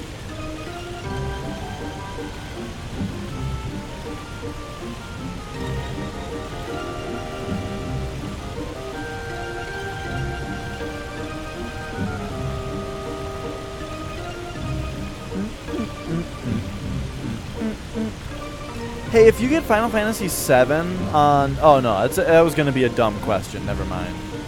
I was going to ask, if you get Final Fantasy VII on Switch or PS4 and stuff, did they make it widescreen? But no, they totally didn't. They would have had to widen all the pre-rendered backgrounds. People probably play it stretched out, though, like crazy people. And maybe, like, the battle scenes are widened? Maybe?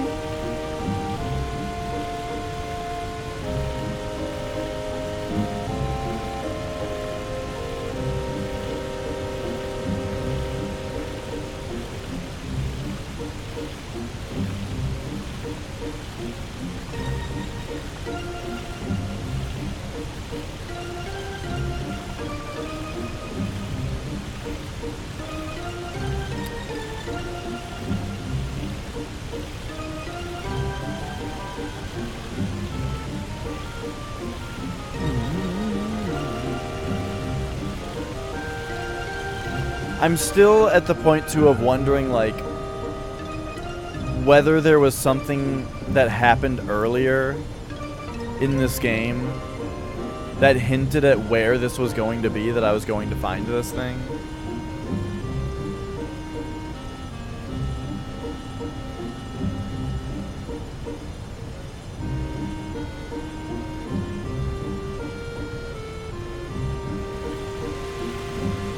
But I don't know.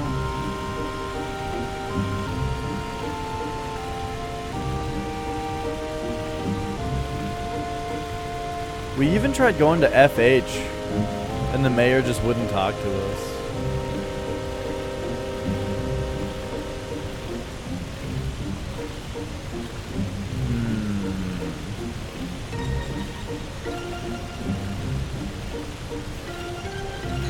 Did my... Okay, there we go. Oh, wait, shoot. Oh, I just totally screwed something up.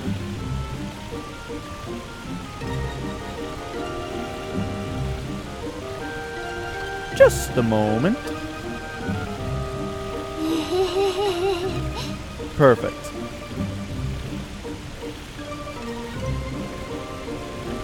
Hey, Zyson.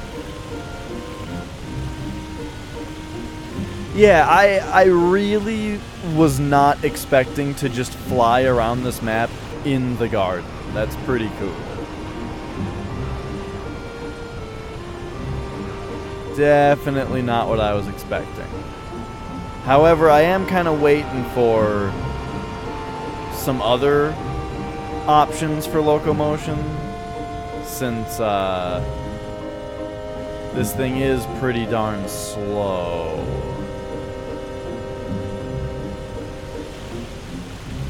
And it's too big to fit into a lot of crevices.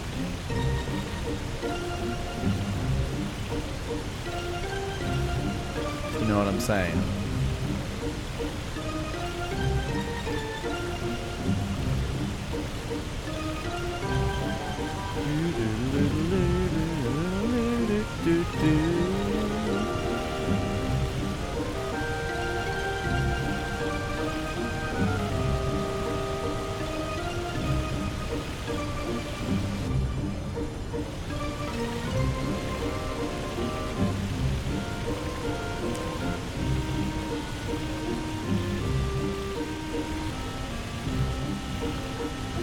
Oh, that's what we've been doing for the last long time, Anna.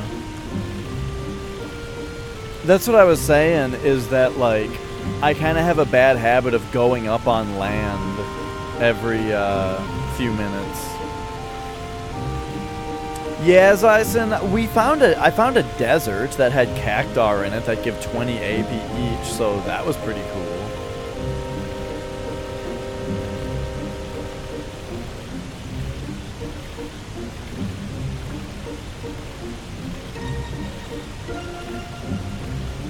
Bling, bling, bling, bling, bling.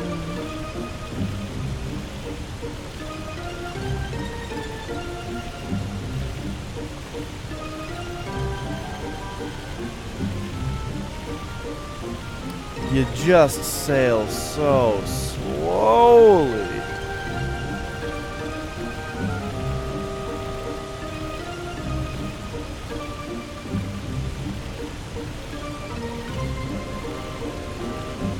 Do, do, do, do, do.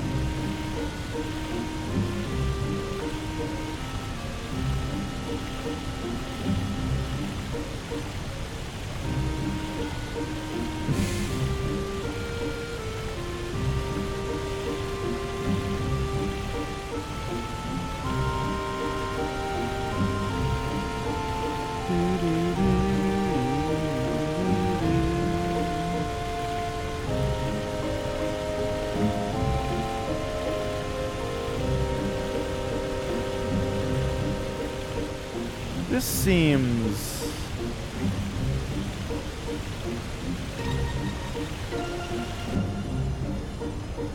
less familiar than other stuff I've been playing around on.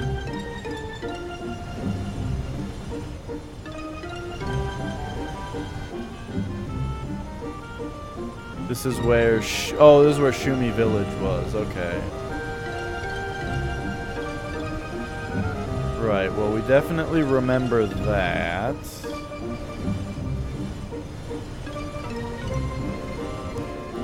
Something about that place reminded me of Jade Cocoon, and I'm not sure what. Okay, and then we can use the garden. Oh, shit. Ultima? I saw Mega. I think it was Mega. Play some of the old Ultima games. I saw one of them. And I thought it looked really cool. Not like, well, like the combat looked really simple and like kind of annoyingly simple where you don't really have any control over it, but like the puzzles looked really cool. Speaking of puzzles that look cool, I really want to get to Alundra pretty soon here.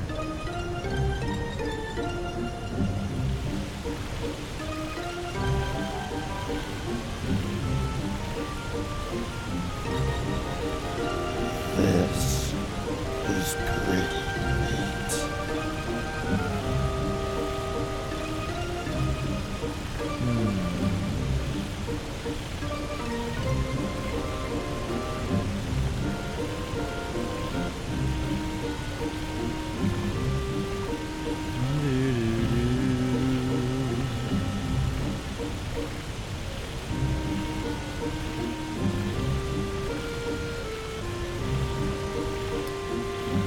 Okay, okay.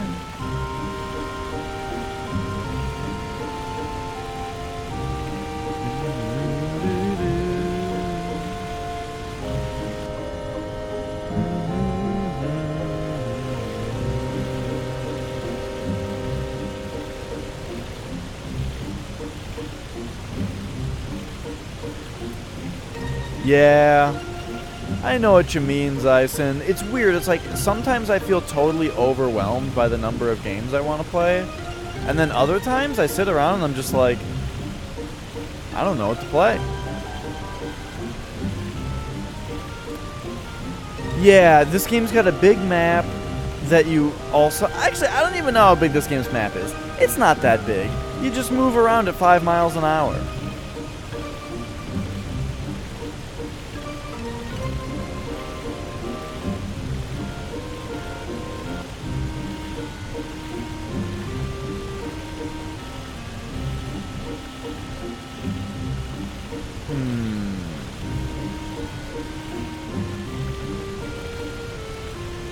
Yeah. I understand why it moves slowly.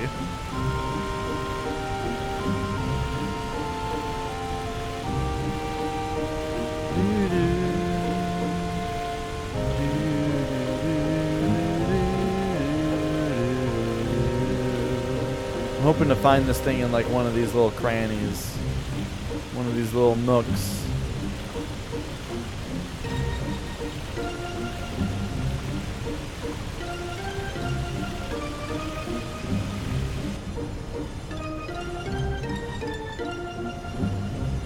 Oh. Is this a place I've been? Yeah, this is where the desert is. The desert's over there. Yep. We've been here. But still, this isn't about being on land. Yo, what the hell was that? When we get to be able to fly, I just saw a cactar, I think it was, up there. There he is.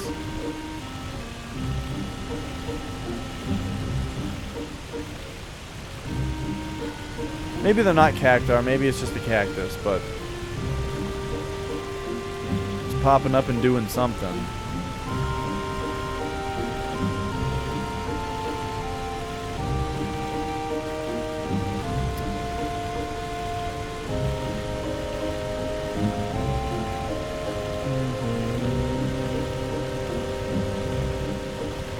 I feel like I just need to, like, hug the wall of every landmass, you know?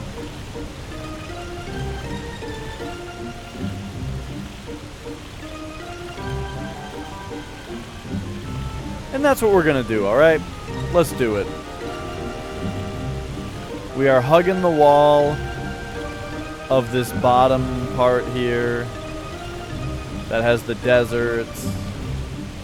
It might have a Dea's house on it.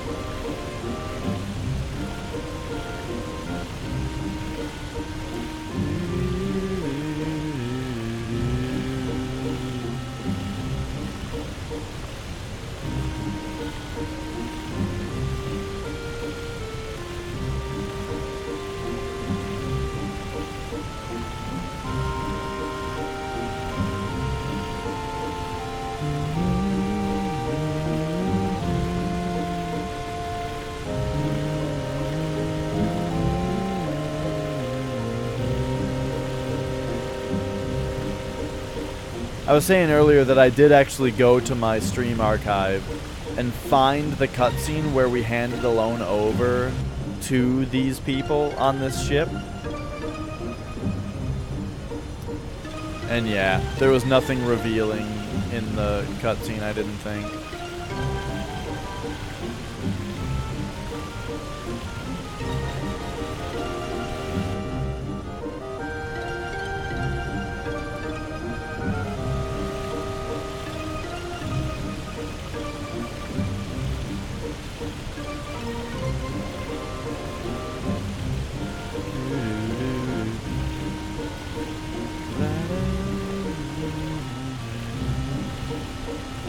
Okay, I think we've gotten all the way around this particular landmass.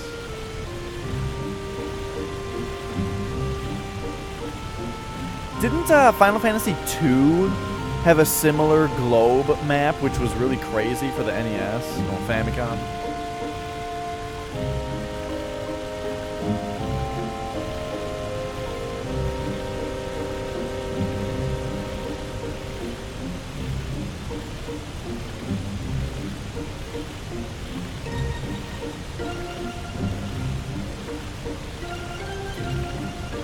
Okay, so now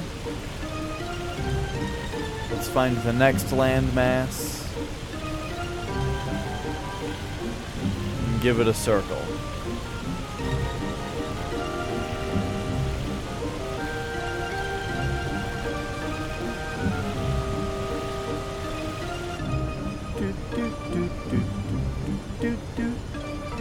The funny thing is, like, I feel a little self-conscious about how long it's taking me to find this thing on stream. Because if I don't find it today, then we'll essentially have had 2 full streams of this game where I never found this thing. And I'm a little self-conscious about that. However, if I were playing this game alone, off-stream, I would hardly think twice about it. About the idea that I've put like a bunch of time into just aimlessly sailing around. And I'm just like, yeah, it's hard, dude. It's hard to find this thing I'm looking for. Like, when I played Castlevania Portrait of Ruin off stream, there was one part that took me forever to find this one thing I was supposed to have.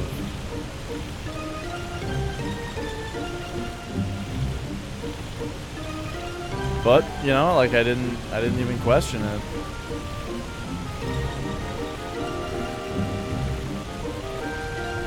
And then I didn't even notice when I found it because it was just like another thing that got added to the inventory. It wasn't exactly what I was looking for. I thought that the thing I needed to solve was some other solution. So when I found the actual solution, I didn't even notice. And then had to check it out. We are looking for a white ship.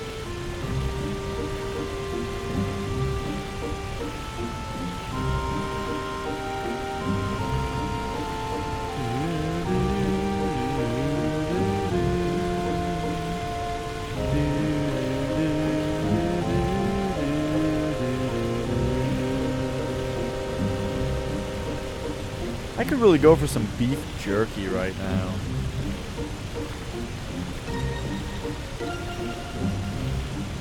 Did you guys ever have steakhouse strips? Slim Jim did them for a while. Slim Jim steakhouse strips. Dude, these things were really good. They were so good. You just had some bacon jerky.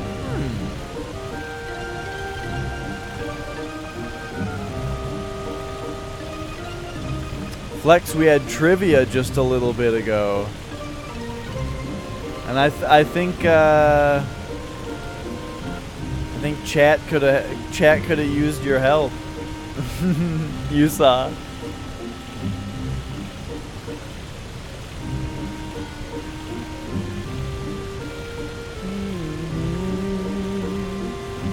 Oh, okay. Yeah, that's my new question type. Well, I did a follow-up to... Did you see the follow-up to Kojima, though? Since Kojima was, like, the example, you know? Then we did a betting round after that for another dude. And chat missed him and lost points. Flex, your position as trivia champion actually strengthened today. Because the runner-up lost some retro bucks on the second industry icon.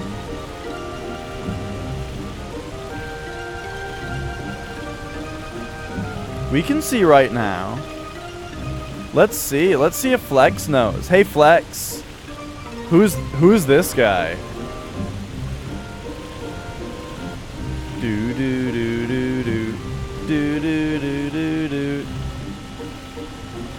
Bum bum bum bum. Yes, no! Oh no! That's Cliff Blazinski. It's Cliffy B. Oh shit! I said it. I'm sorry.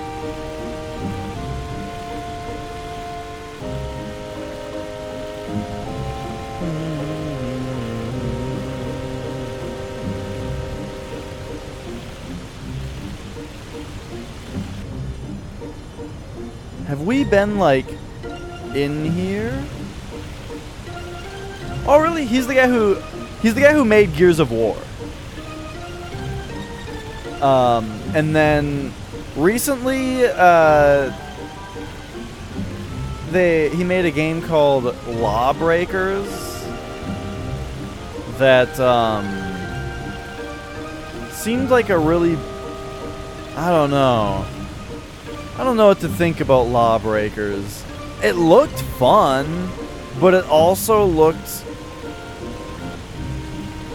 It seemed like a real bad time and bad marketing for it. Where basically it was a lot like Overwatch. At a time where people probably weren't really ready to ditch Overwatch, you know? And then there were also other hero-based shooters coming out around that time and failing, such as Battleborn.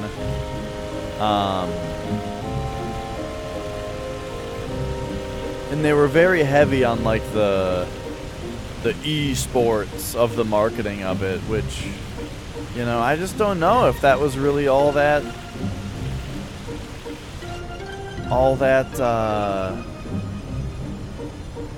smart as far as marketing goes. I don't know. It seems like there's like a hardcore gaming communities, like subsect of video game culture that's like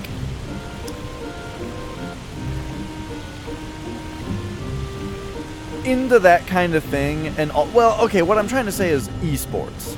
Basically, I'm trying to say esports.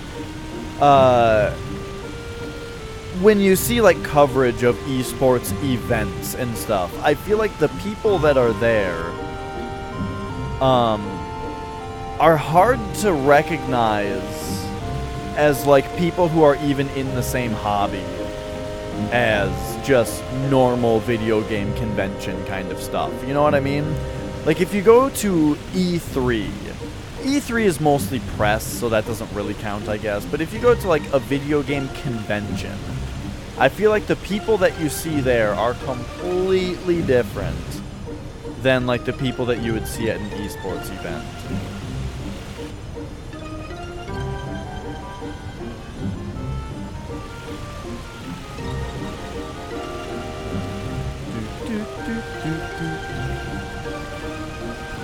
I'm sorry, Beans, you might have to try again with that message, 'cause I have no idea what you're saying. Please rephrase or retype.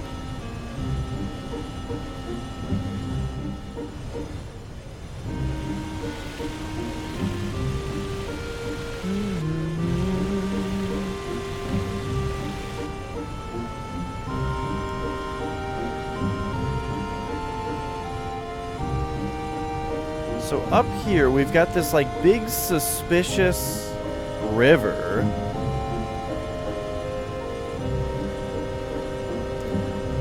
Flex, we are looking for that white ship that had Galbadian soldiers on it that came and picked up Alone. At some point earlier in the game, there was a cutscene where like we gave Alone away to these soldiers that were on this white ship. And now we're trying to find the white ship. So I'm kind of like just hugging the walls of each of these land masses to see if it's like hanging out or docked somewhere, or maybe it's just sailing around and we're just gonna find it.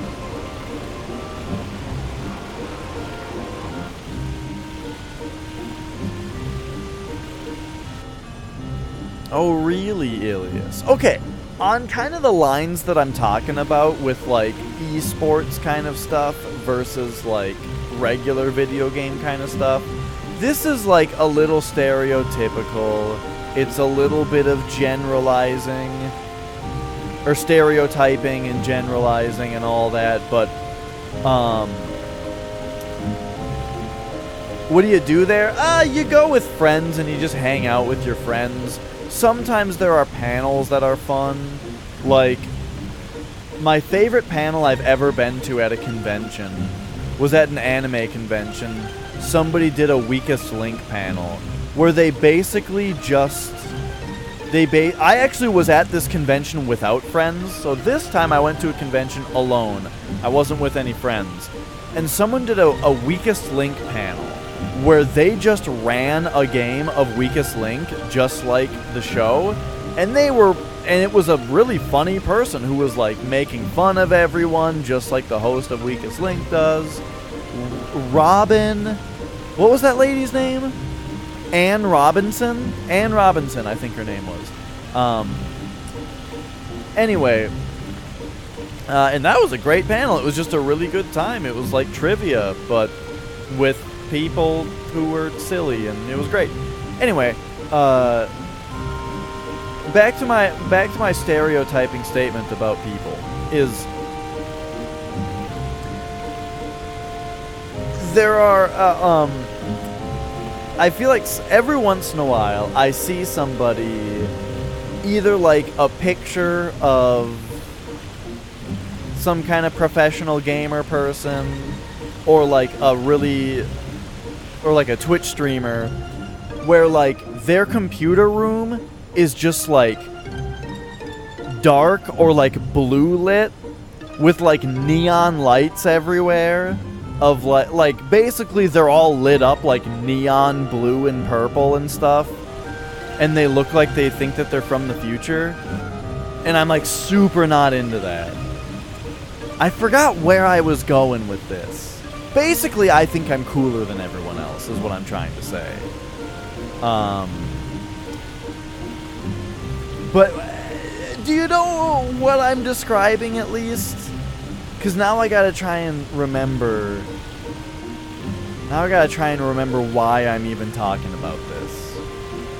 Oh, that's kind of the vibe that I think of when I think of esports versus fun video games. And when I was talking about Lawbreakers, all of the promotional stuff about Lawbreakers that was like people who played the game talking about the game and stuff, it was like all that kind of stuff.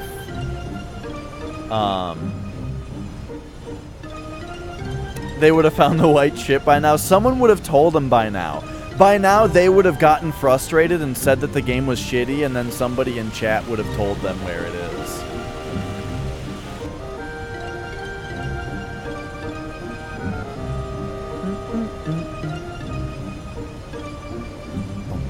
Bum, bum.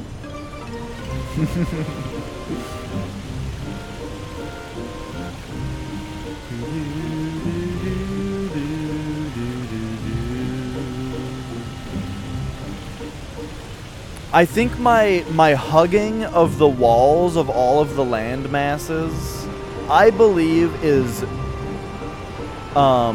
systematic enough that it's going to work. You get a lot of air control. I know Titanfall had a lot of air control. So, but if you're definitely not thinking of Titanfall, then yeah, you're probably thinking of Lawbreakers, because I did hear that that game had a lot of movement options. Like, it seemed like people really liked the fast movement and like the air control in it and stuff. From what I saw of like promotional footage. Don't ask why I saw a lot of promotional footage about Lawbreakers. I don't fucking know.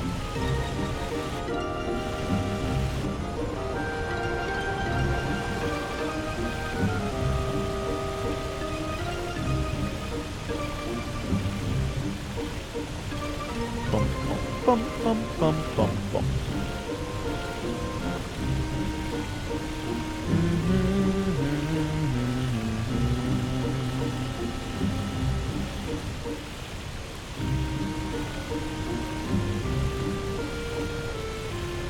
Ah, interesting.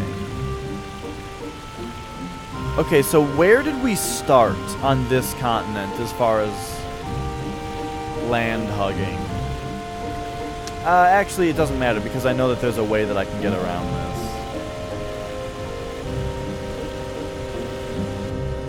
We just pop up right here, go around like that. Bung, bung, bung, bung, bung, bung.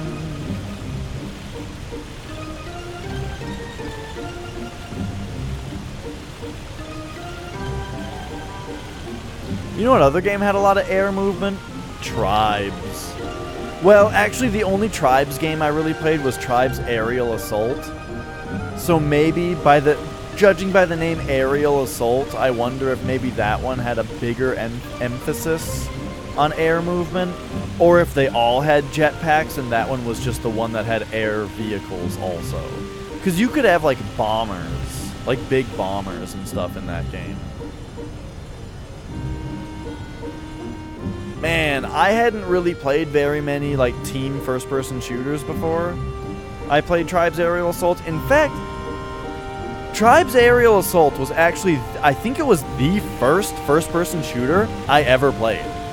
And man, I thought that game was fucking cool.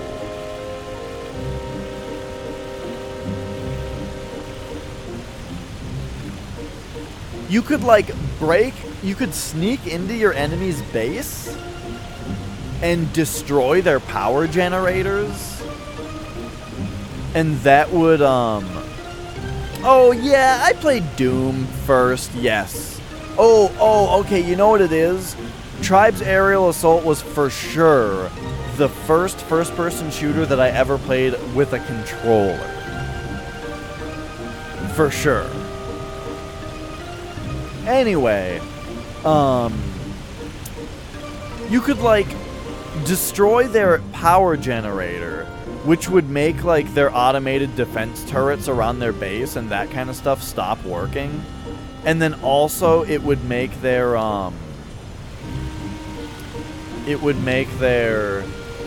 oh gosh, no, you're right, GoldenEye. Okay, okay, let's narrow it down even further. Tribes Aerial Assault was the first-person shooter that I played on a controller that had modern first-person shooter controls. And by modern, I mean the left stick went forward and back and strafed, and the right stick was all of your aiming. And you used the triggers to fire. Or the shoulder buttons. Like triggers. As opposed to things like 007 Agent Under Fire that I played on PS2 that had like or like Metroid Prime even, had the controls of that the left stick is forward, backward, and turning, and then your right thumb stayed on the face buttons. But you could use in 007, you could use the right stick to aim up and down and also strafe.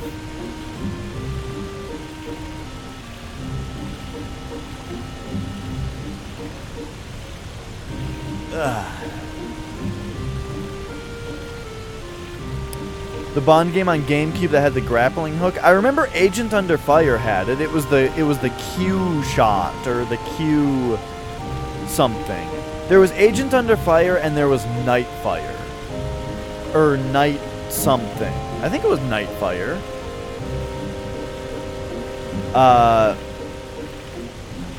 But we had Agent Under Fire on PS2, I think.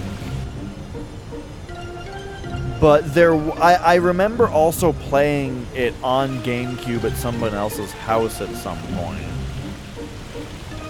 I think we had it for PS2. I remember doing the first level really well and unlocking the golden gun for it.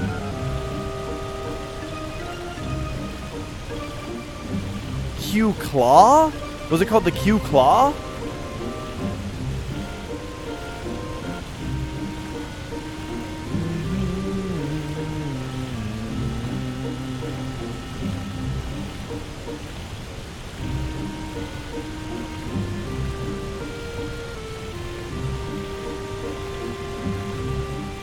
Either way, I thought Tribes was a pretty cool game.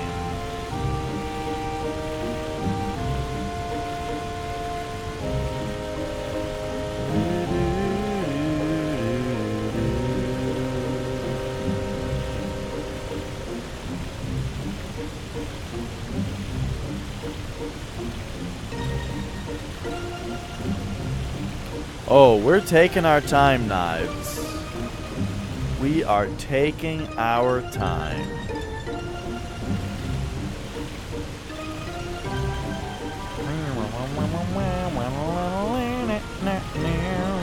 I have not played Legend of Dragoon. I know that that is a pretty highly regarded PS1 JRPG, though. I had a roommate who was playing it one time, The only thing I know about it, or the only things I know about it are, it's a highly regarded turn-based RPG for the PS1. It's a good thing to know about it. Also, it had like a timed hits mechanic, you know, like when you chose, kind of like how Paper Mario has like a special thing that you do for every different attack had like a special thing that you did to kind of make it more powerful and that kind of thing. It had like that kind of thing going on, where it was a little bit more interactive, and that's really cool. The other thing I know about it, or at least the other thing that I think about it, is when I saw my roommate playing it, it seemed like between every character's turn in battle, it would just stop. The game would just stop for like a full second after one character's turn resolved and before the next character's turn started. It would sit there for like a second, and it drove me insane watching. Do do do do do.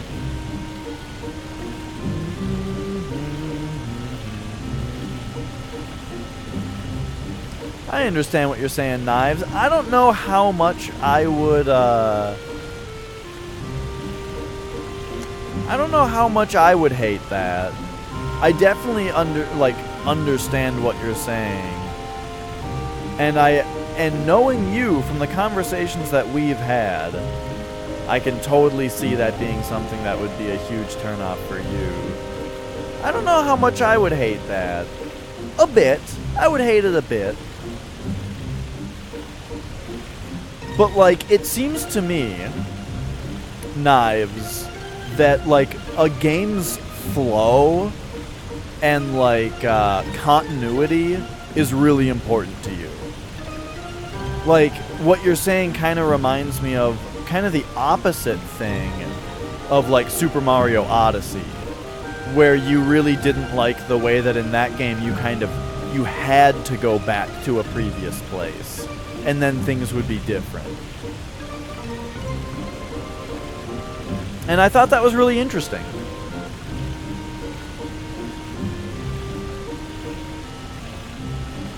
Because, like, that's definitely not something that bugged me, but it's the kind of thing that's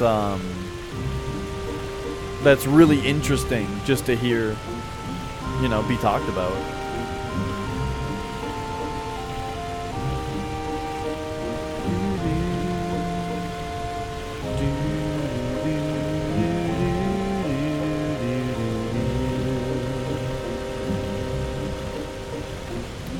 Because, yeah, I mean, I thought about it quite a bit because I played through that game a second time, and I did notice the way that it was like, the way that I had to play the game was I had to basically rush through every level on the first visit to kind of, quote-unquote, beat the game as soon as possible. Just kind of play through it, get to the quote-unquote ending pretty quickly, and then go back and actually do, like, the fun, get more moons. I didn't want 100% the game the second time.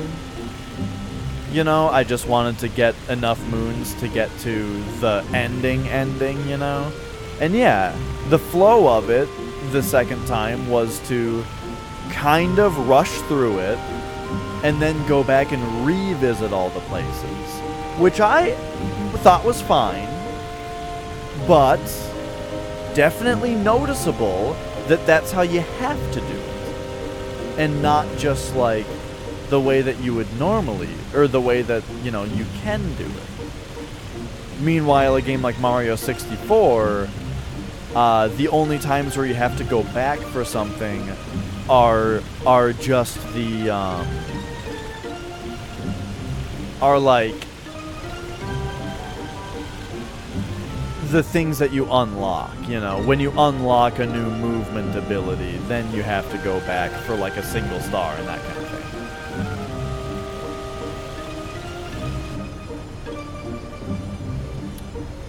I don't know. Well, yeah, I think we're agreeing on the fact that the game makes its flow a certain way that doesn't bug me, but it's noticeable that it's restricting. And it's like, yeah, I totally get that that would be annoying. Or that someone wouldn't like that.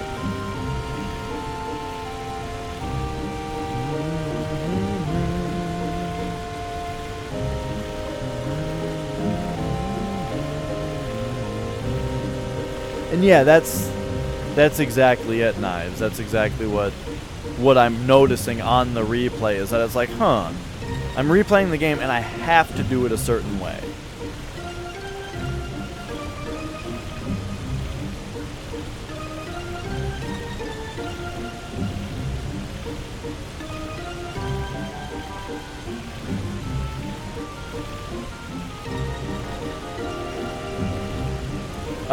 But yeah, and what's interesting about it though, and part of the, I think part of the reason that it doesn't bother me, yeah, Mario 64 is the best one. You know what, actually, is I just replayed Mario Galaxy. I don't know if you were here for any of that. I just replayed Mario Galaxy for the first time since it came out. And I honestly think it's the next best one after Mario 64. After replaying it now, I think it's the second best 3D Mario game. Then I think Odyssey after that. I have not played Galaxy 2 yet, though.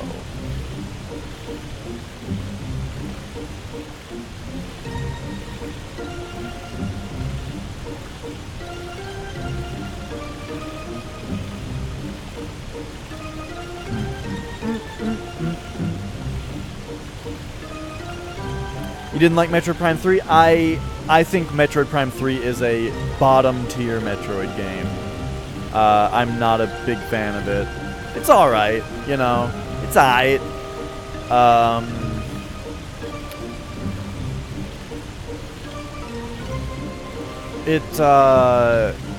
It's a good Wii game. Like, as far as a first-person shooter on the Wii, where you adventure around and you shoot stuff, it's great as far as that goes. But as a Metroid game, I really don't like it very much. It's just got way too much people talking to you, and telling you where to go and what to do all the time. Like, in Metroid Prime 1 and 2, you can turn off the hint system that tells you where the next power-up is. And Metroid Prime 3 has that option to turn off the hint system, but it doesn't actually stop telling you where everything is. And that drove me fucking nuts. Yeah. So...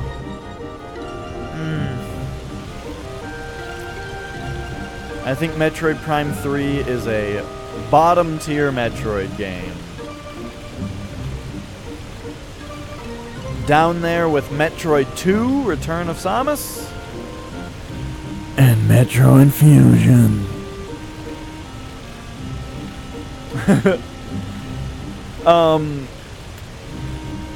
I was just doing another, complete Metroid series playthrough where I wanted to play the whole series again. And I got up to Metroid Prime 3, and I haven't done it yet. Every time that I think about playing Metroid Prime 3 again, I'm like, I don't know if I really want to. I'd kind of rather just skip to Other M, which is a great Metroid game. It's great and all that we can agree on Metroid Prime 3, but that the agreeing on things might end when I start talking about Metroid Other M and what a fantastic fucking game it is. Except for the fact that you can't skip the cutscenes, and that actually is really brutal and terrible.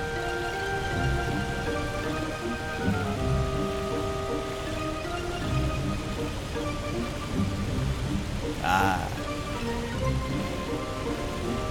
Yeah, Other M, you can't skip the cutscenes, which is honestly a pretty fatal flaw. Because not only, for several reasons. First of all, they're cutscenes, you should be able to skip them. It kills a game's replayability to not be able to skip cutscenes. Just kills it. Secondly, the game has bad cutscenes that I want to skip because they're bad and kind of embarrassing.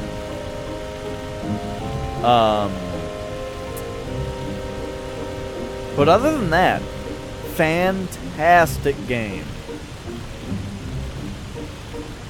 Super, super fun.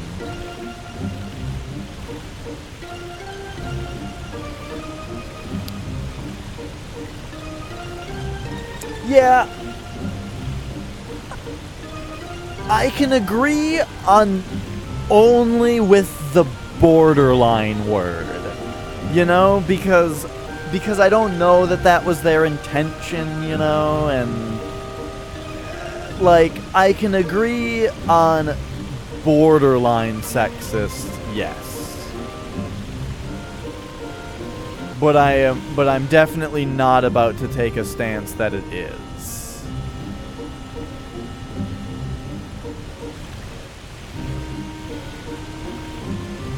Man, Killer Beans, your conversation with Crab is confusing me because you two are having a conversation at one message every 20 minutes. It's even longer than that, actually. Wait a second, I just thought of something. Can I ride this?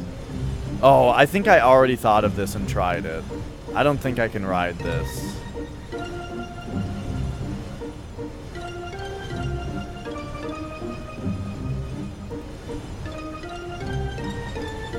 But yeah, you're right.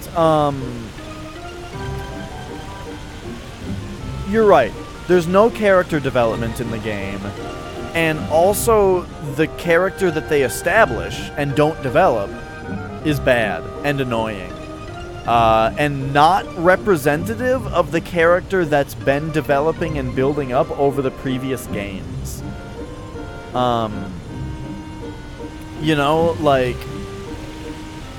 Right. She's a badass who was raised by aliens. She was raised by the Chozo. I don't understand why Other M tried to do they tried to do some origin story kind of stuff for her and didn't even mention the Chozo once. I want to see that story. Fucking Zero Mission had more of that shit.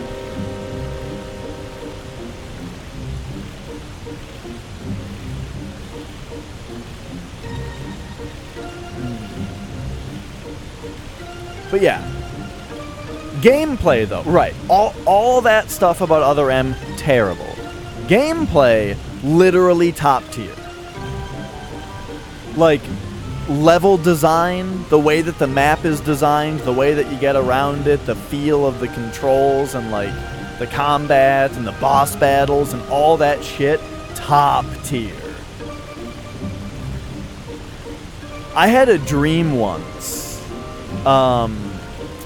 I had a dream that Nintendo was making, essentially, Metroid 5 or whatever. That they were making the new Metroid game, right?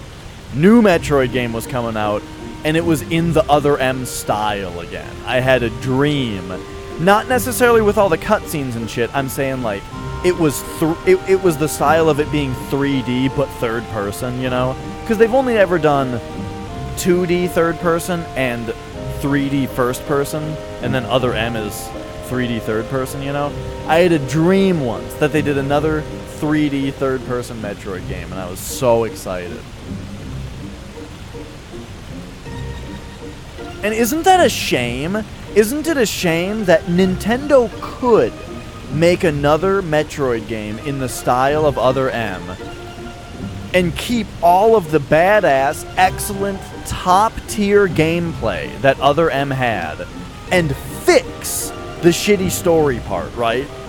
where they made it be an excellent game that didn't have a bad story holding it back, and no one would buy it because it was Other M style, and everyone would assume that it's bad because it's in the style of Other M, which had a bad story.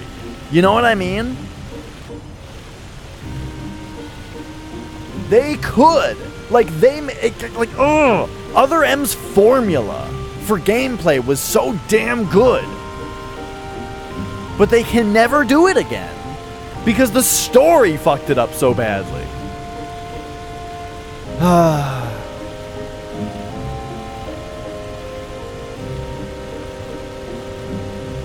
You don't think sales would be affected at all? You're right. I am making a bigger deal of it than it really... Sales would be affected. Sales would be affected. But word of mouth, I think, would get around that it's good if it was good.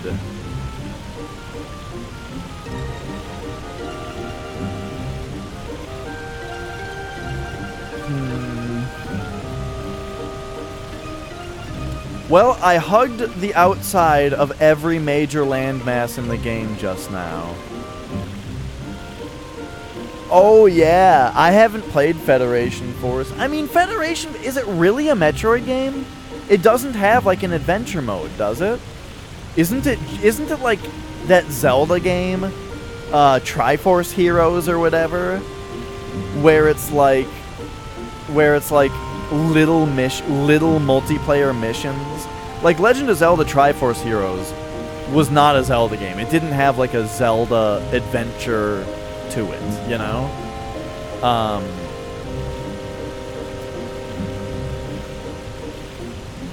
So, yeah, it like doesn't even count. And it was such bad timing too, is the thing. Federation Force wouldn't have been any stupider than Metroid Prime Pinball. The difference is that Metroid Prime Pinball came out when they were making Metroid games, you know?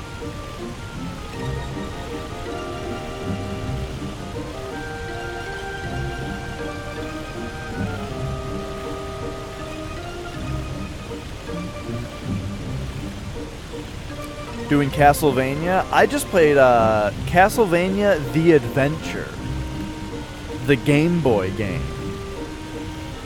just the other day. So on stream, I've played Castlevanias 1, 2, and 3. Order of Ecclesia, nice, dude. I actually am wanting to play that game really soon. That's one of my next like off-cast games I want to play. Specifically that one because I just played Portrait of Ruin. And it was awesome. I really liked it.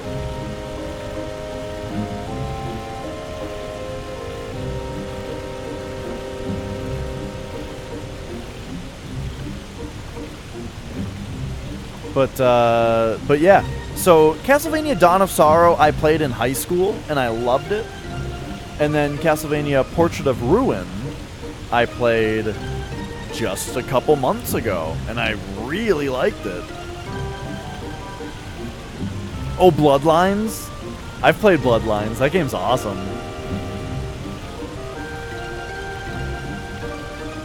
I don't know. I won't spoil anything. It gets pretty nuts, though.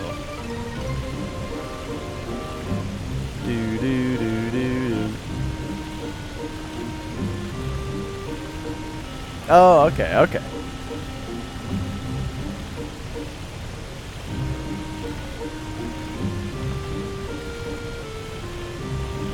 Let's go to the corner. What if they're hanging out in the corners? Araya of Sorrow. So right now, I'm on... Every time that I go to a retro game store, I am looking for Castlevania games. And they never have any. Oh, nice. Or, the only reason I heard of Araya of Sorrow was because I played Dawn of Sorrow. And I heard that it was a sequel to that one. And I was like, oh, I've never heard of that one.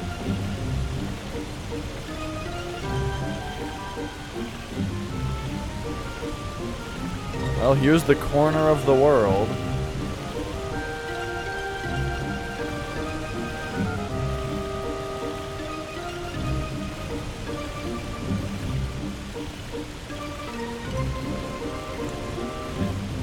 Removes all the symbol drawing. Yeah, I forgot about the symbol drawing until just the other day. I was thinking about it.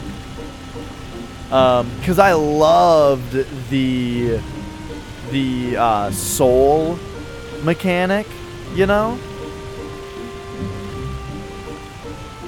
Ever heard someone say Araya? Well, I actually have never heard the word spoken before. The only times I've ever heard that word or seen that word are Castlevania Araya of Sorrow, the game, and the song from the Persona series, Araya of the Soul. So let's ask Google. Aria. Aria. Got it. Got Aria. Okay, now I know. Aria. This is a thing. What is that voice, by the way? It sounds like a 14-year-old girl. Aria. Aria.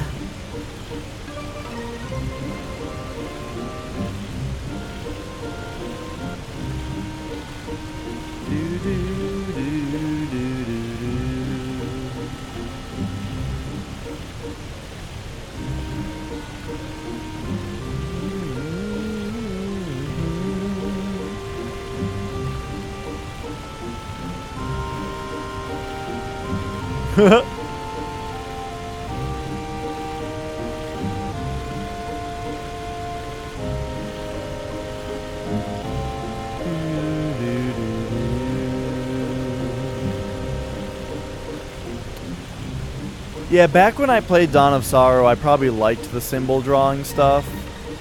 It kind of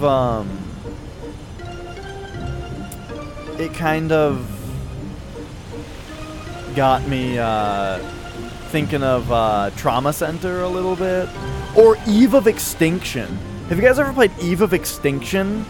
That's what it reminded me of at first. Hang on, it's one of those times.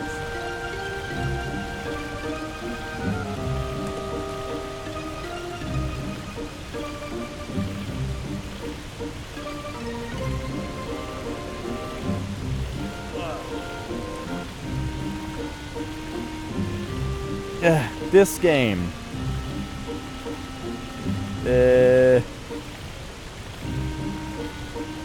Eve of Extinction for the PS2. Do I remember the symbols? One of them is like down and right, I think. It's just like boop boop, I think is one of them. So this game had a symbol drawing mechanic, except it was for PS2, and you would draw the symbols with the right stick. Like a top down like this, like boop boop. You would like start at the top, go down, and go right. You know. I wonder if any of the symbols are on the back. I need to play this game on stream at some point because this game is cool, and I haven't played it in forever. This game not only has the symbol drawing mechanic, but this is also the first game I ever played.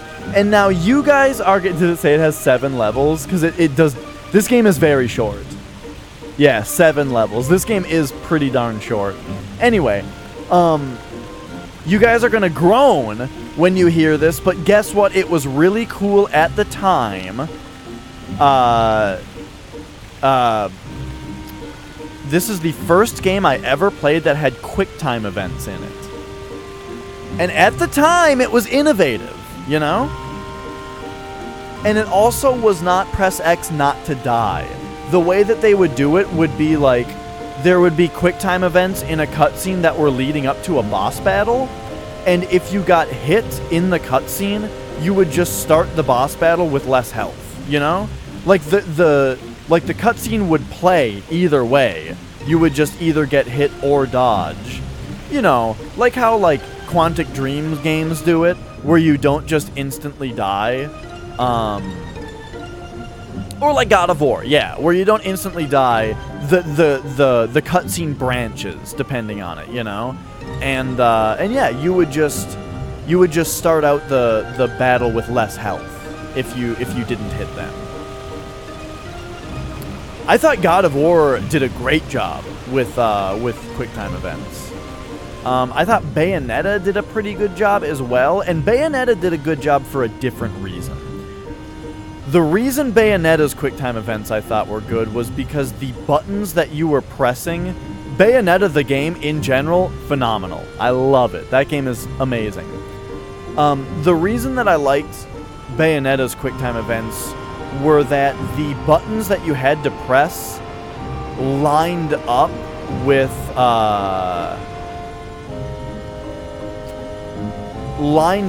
the action that you were taking.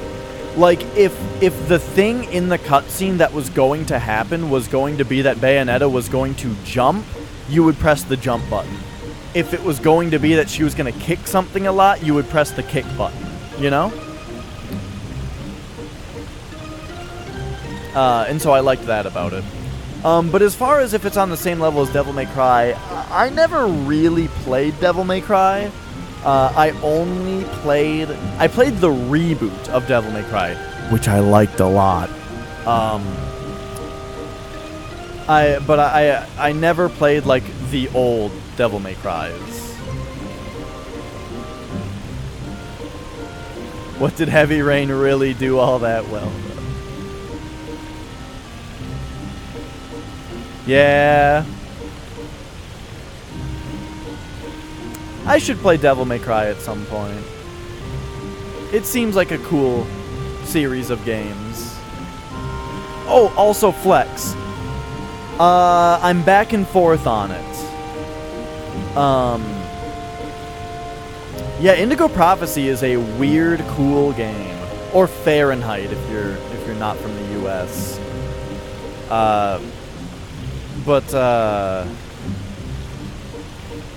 You know what's interesting? Oh gosh, there's too many lines of conversation going on right now. You know what's interesting about Devil May Cry 5? From what I've seen of it, it's exactly like the reboot. From what I've seen. I've seen very little of it, but when I saw the trailers for Devil May Cry 5, I 100% completely thought that it was a DMC2. That it was a sequel to the reboot specifically. Because it looked exactly like it. But then they were like DMC5, and then everyone acted like it was great, even though they all acted like the reboot sucked. But yeah. DMC, Devil May Cry, the reboot, fantastic game. Wonderful, wonderful, great game. I don't remember what year it came out, but it was probably my game of the year that year.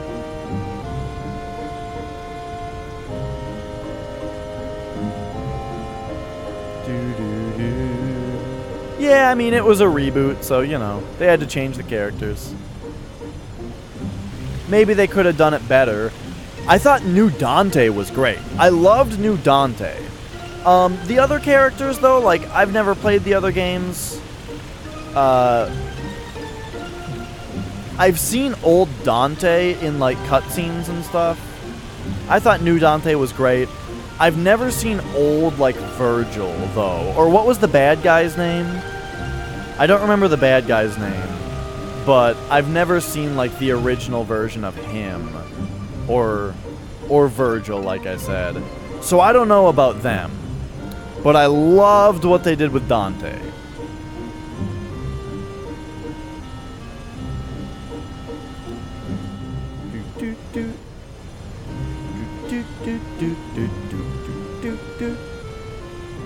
That's good. Capcom usually is not good about keeping the same voice actors.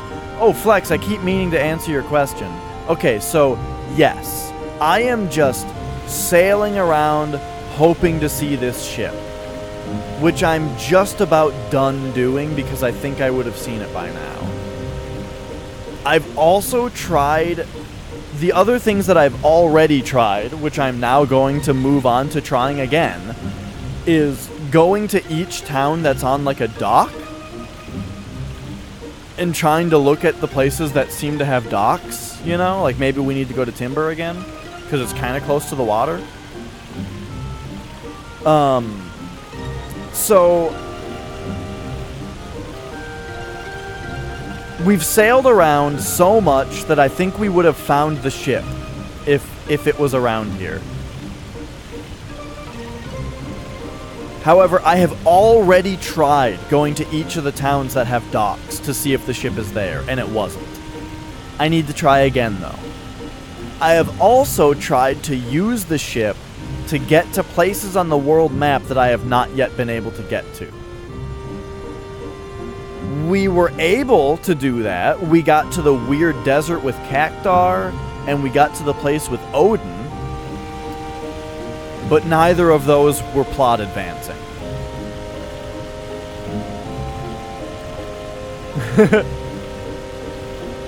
We're gonna dock with this boat when we get to it.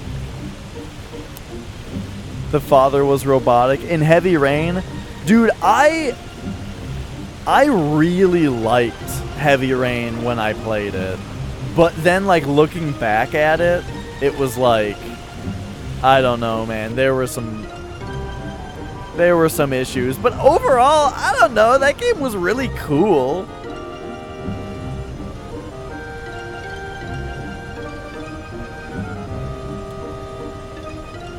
What happened at Odin's? Odin, we solved some kind of puzzle, like a number puzzle, and Odin became our bro. He is not our girlfriend, he became our bro. So instead of being able to summon him and junction with him, instead, he just randomly appears in battles and kicks the shit out of everything. I don't remember Heavy Rain being all that glitchy.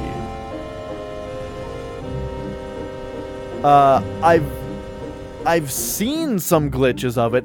Did you guys see the glitch of Heavy Rain where for some reason it was giving the press X to Jason prompt throughout the entire last cutscene? So during the whole last cutscene, with all the dramatic stuff happening, the person was able to keep on pressing X and shouting Jason. That was hilarious. Or it was Sean. It was Sean. You're right. It was not Jason. That was fucking hilarious.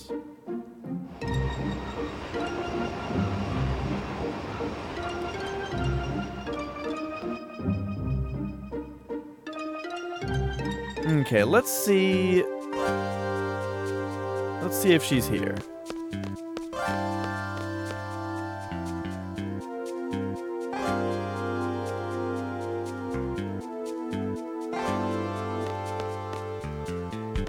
Hey, it's the Hamptons.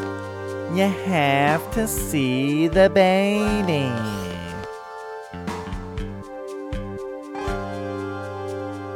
Roman raspberry, and it's non-dairy. Non-dairy raspberry sorbet?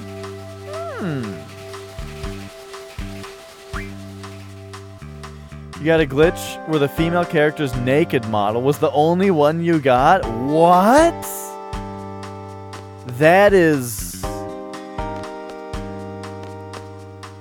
pretty unacceptable. You've lost 20 pounds incorporating Soylent into your body? Huh. Neato. Well, that's excellent.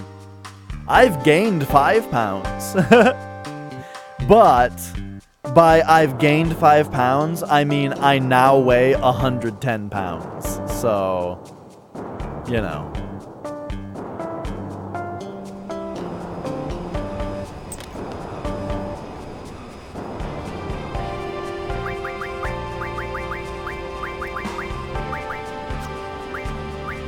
I don't think I have anything new. Oh no, we got stuff for Red Scorpion. Who is this? Quistis? Nice. Yo, I'm happy about that. Cool.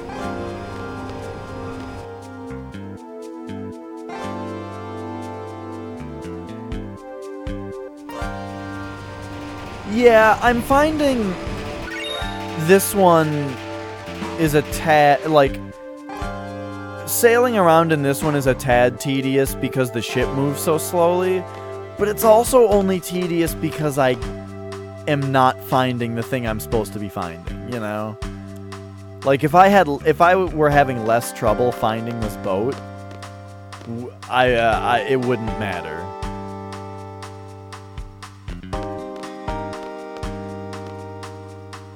My girlfriend's dogging me for being such a loser.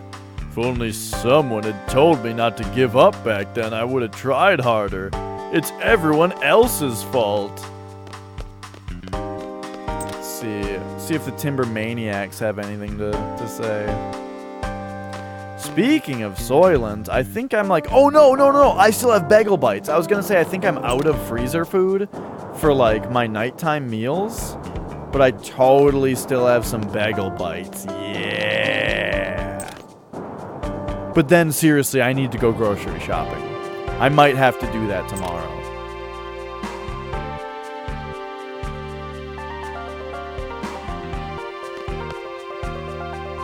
What? Did you say I look like an artist? As a matter of fact, I am. I didn't say anything. Oh man. Why do Battle Series books sell so well? We're sure ever living in a terrible age. Oh, you're looking around? Talk about the dream with Laguna. Recently I had a strange dream that I became a Galbadian soldier named Laguna. Actually, it was too realistic to be just a dream.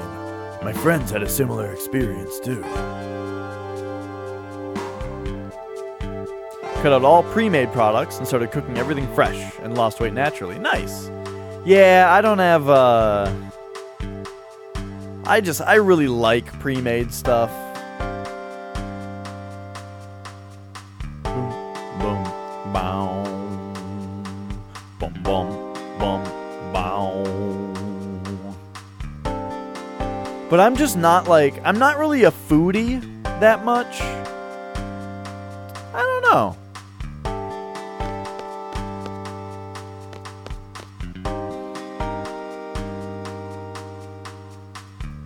But yeah, I'm sure, right, at some point, I'm sure I will start cooking my own food.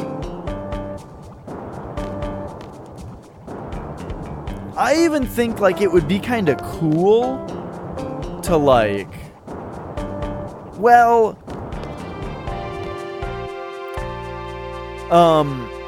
I feel like it would be kind of cool to take, a chef college course just to learn how to be good at cooking. But then I remember that I'm such a picky eater that I don't think I could even become a good cook because there's just so many ingredients that I don't want to work with, you know?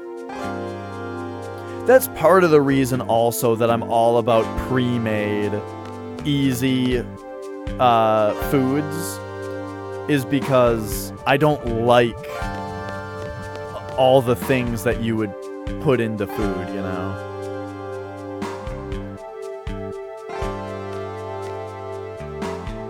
You just love ordering pizza too much? I haven't ordered pizza in a little while.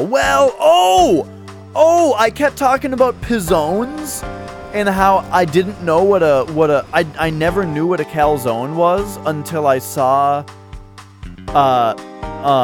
the Pizza Hut's pizzone, you know? That was the first time I had ever heard of a calzone as a kid, right? And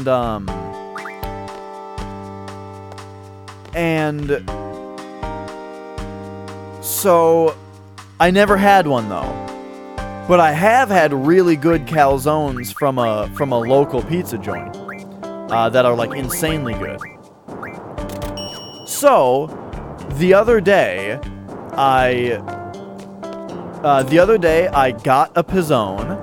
They just brought them back. Kalankanator. They just brought them back, the pizzones. And I got one.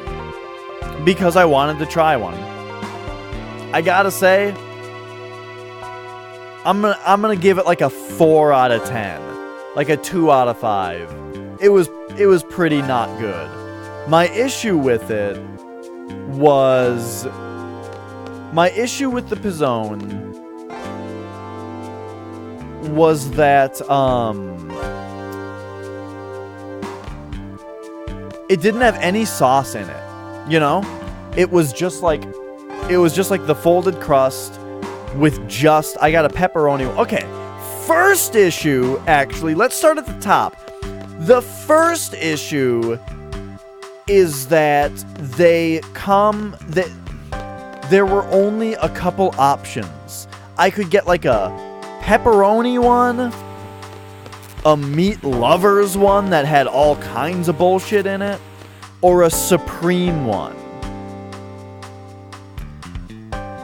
So you can't just build your own. I couldn't get a pepperoni sausage one, which is ridiculous. So I had to get a pepperoni one. Now, it didn't have any sauce in it whatsoever. It was just cheese and pepperoni on the inside. It had cheddar cheese on the crust, which I don't know what this thing is that I keep running into these pizzas that have fucking cheddar cheese on them. It's not good on pizza. So that bugged me. And then also, the fact that it didn't have any sauce would not have mattered because they give you marinara with it. However, this is my Pizza Hut, which waters down their fucking marinara. You get this watery bowl of gross-smelling, shitty-tasting marinara because they water it down. I'm guessing because they run out. I don't understand. This is what I've been saying, though. It's like my local Pizza Hut, it's like they start to get low on marinara, so they start watering it down so that they have more. Except that can't be the issue because it's been going on for like a year. So you would think that at this time they would have figured out that they should start ordering more marinara. So I don't think that that is the issue. And now I'm being enlightened now that apparently they add water to it. So they just add too much water to their marinara, I guess? It's disgusting. So basically, my local Pizza Hut is terrible. Usually, I like Pizza Hut. Because of their breadsticks. Usually, the thing is, Pizza Hut breadsticks are like the best breadsticks on the planet. But you gotta have marinara with them. I have seen the Sonic movie trailer. It's like I'm not convinced yet that it's not a joke. I still think that it is a possibility that the Sonic movie is a practical joke. That they just didn't have oops, I accidentally just took a train.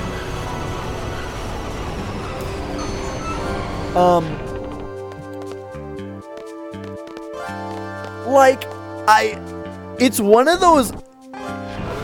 those things that it's like, I don't think they could have made it worse if they tried. You know what I mean? Like, every aspect of it is so bad. From how basic, generic, stupid it looks, like as far as plot, to how terrible the Sonic CG looks, to all of the, like, embarrassing, oops, I did not mean to get off here, to all of the embarrassing, like, things that are in the trailer, like, every hero has a Genesis, get it? To that it's playing fucking Gangster's Paradise in the background. Like, every aspect of it is like they couldn't have made it worse if they tried. Now, the other thing about it, though,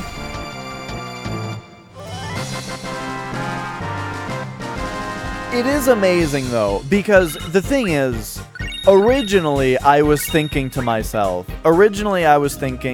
why is anyone surprised about this? Sonic the Hedgehog is an embarrassment to video games, and always has been. So why is anyone surprised that the new Sonic trailer looks terrible?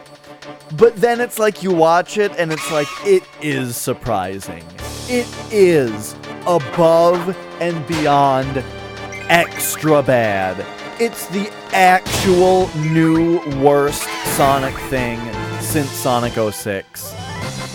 Or maybe Sonic Boom. They did it. They've come out with... Or Sonic Forces? Yeah.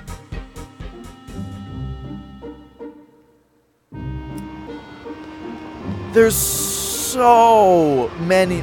So I just went over the broad things, you know? Yes, we've broadly talked about how bad it looks. So, now we can get into nitpicks, alright? Are you ready for nitpicks? Why? Does Sonic's face have skin tone fur on it, but then his stomach is white? And his hands, he's got like these little sickly human hands that are white? Instead of wearing gloves. Who knows? Maybe gloves would have looked worse, I don't know. But he's got like these weird little sickly human hands. I don't understand. It looks so bad to have the white fur on his stomach and the like skin tone fur on his face. I don't get it.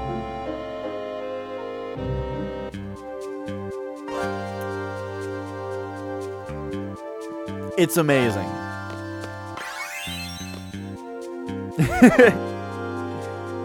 It's truly amazing how bad it looks.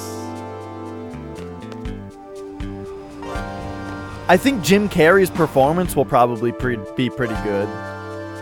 Except for that he just took The Rock's joke when he asked the Major his name and then interrupted him saying no one cares. I mean, that's just what The Rock said. But other than that, you know... Jim Carrey's performance will probably be pretty good. I know, the gloves thing! It seems like a nitpick, but dude... Look at Sonic's hands. They look frightening. They look very, like sickening. Like they make me feel ill. And yeah, that's the other thing, Knives, too, is the Pikachu movie looks great. I'm totally gonna see... I'm totally gonna see the Pikachu movie. It looks great.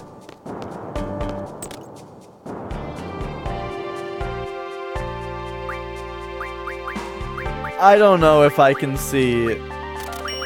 I don't know if I can see the Sonic movie. I will definitely watch reviews of the Sonic movie. You know, like, Hey, Cham. I'm sure, like, Your Movie Sucks will do a review of it and that kind of stuff, and I'll watch that. But I'm not gonna give my money to it. You know what is an interesting thing I heard someone say the other day, though? Is anytime that they hear the phrase, vote with your wallet, they know that it's a doomed cause. And it's so true. Anytime that you tell someone or say that all we have to do is vote with our wallets, we're fucked. You know? It's gonna go the wrong way. Because people give their money to everything. Everyone is gonna see this Sonic movie, and everyone is going to everyone is gonna buy the next shitty thing.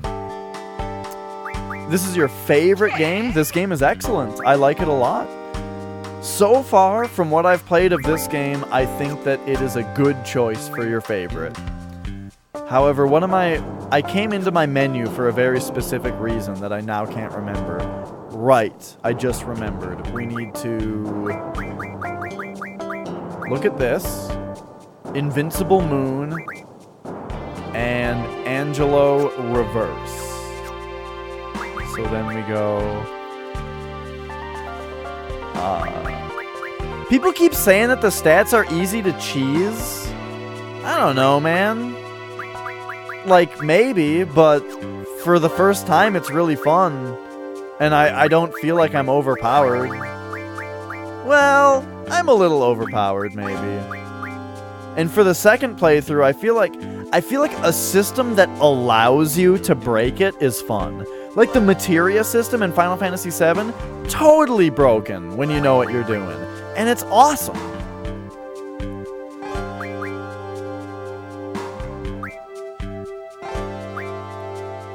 You're gonna watch it because you know that you're in for a good time for your friends. Totally. I totally get that. What am I keep forgetting.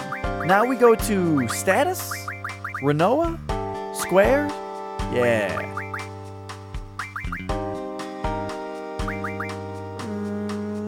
Invincible Moon sounds pretty cool.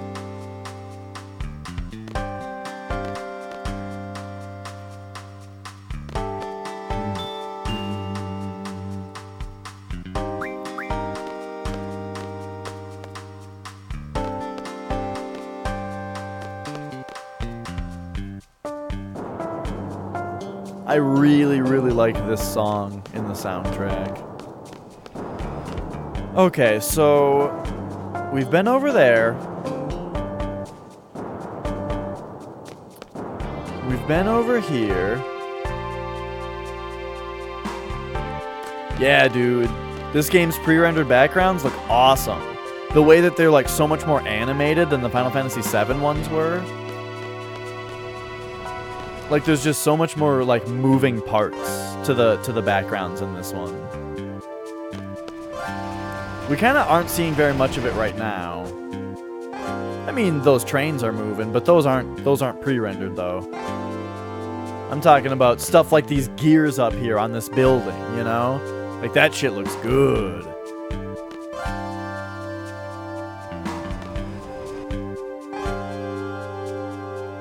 Boom, boom. Bum, boom.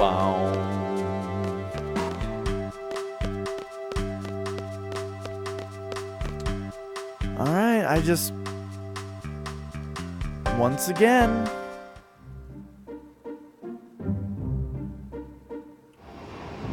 Timber is not the answer. Yeah, Galbadia.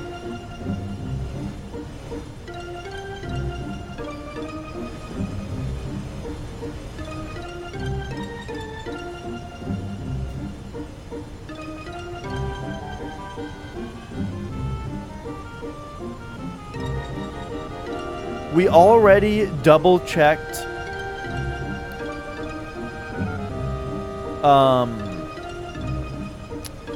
yeah, the gardens are where people study to become seeds.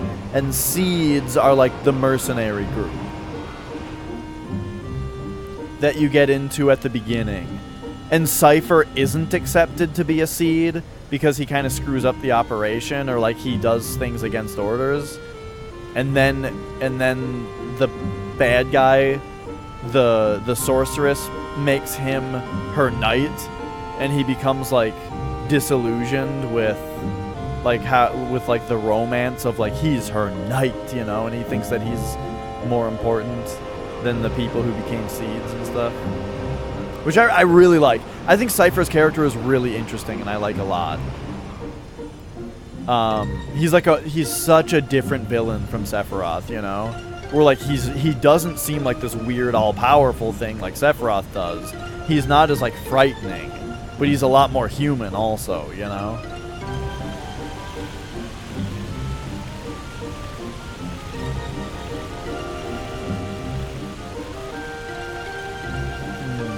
So we already double-checked Dalit today. I don't know if I've double-checked Balam. I did. That's the gas station.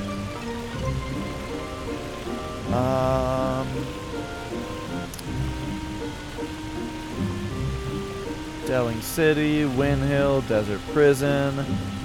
Like, I feel like what has to be happening here is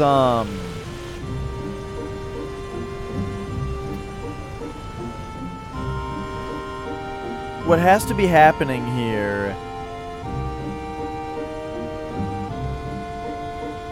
is that there's like a place I haven't been yet. Like a place I can get to that I haven't figured out yet.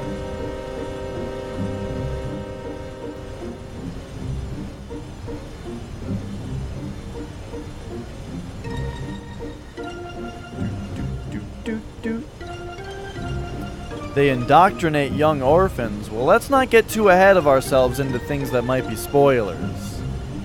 I've seen... Because what I've seen so far in this game's story is that all of the current members of our party, except Rinoa, were all orphans in the place where Sorceress Edea was the matron.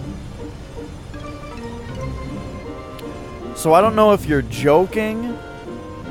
Or if that's actually like a further progression of the story than I've seen so far. Okay.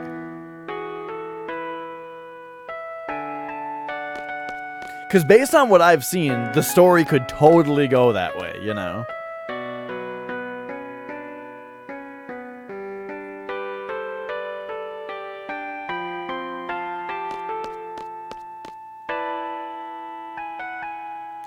Yes, Laguna is in this game.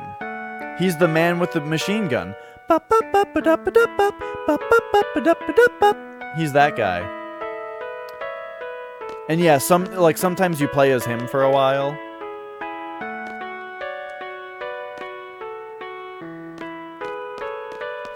Bah! Oh yeah, Zell is like my favorite character so far, and Quistis is best girl.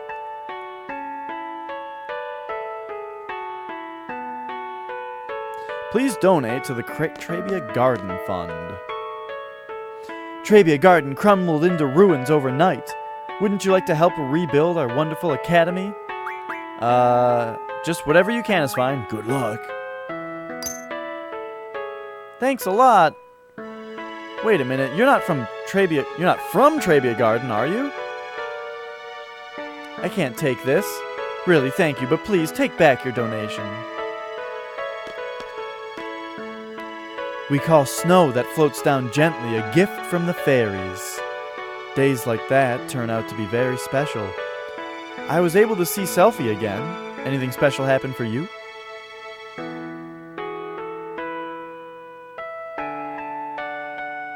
Oh, the over-leveled group and the under-leveled? Yeah!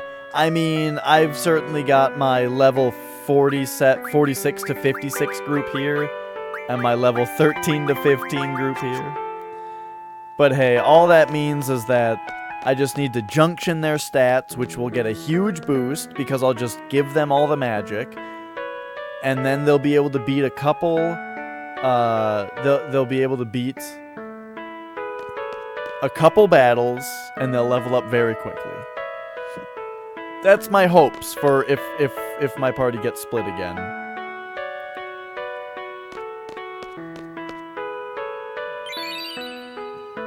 Oh, there's a magazine down here. I really don't know what the Timber Maniacs thing is, but you know, I guess we'll find out at some point.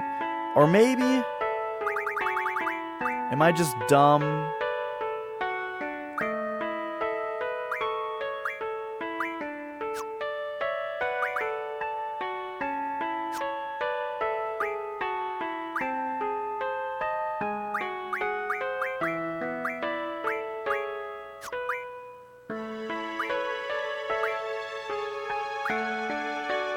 Review? Wait, what? Oh shit.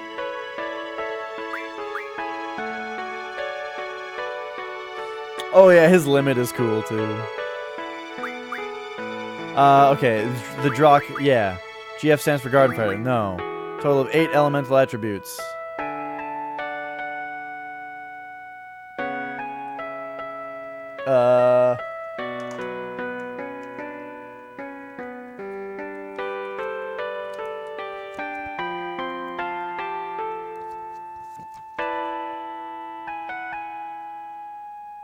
Yes.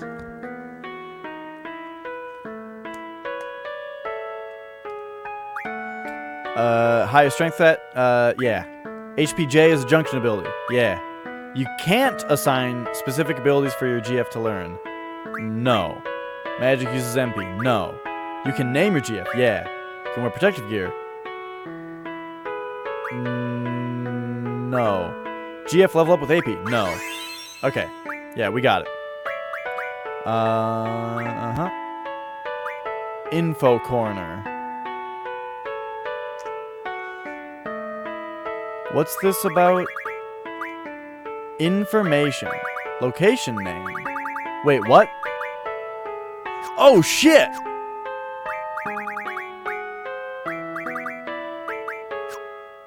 Why haven't I seen this screen before?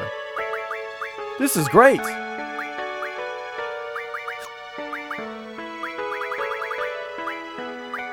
Okay, okay. I do like Chipotle and Qdoba, yeah. However, I have very simple tastes. Here's what I get. Burrito.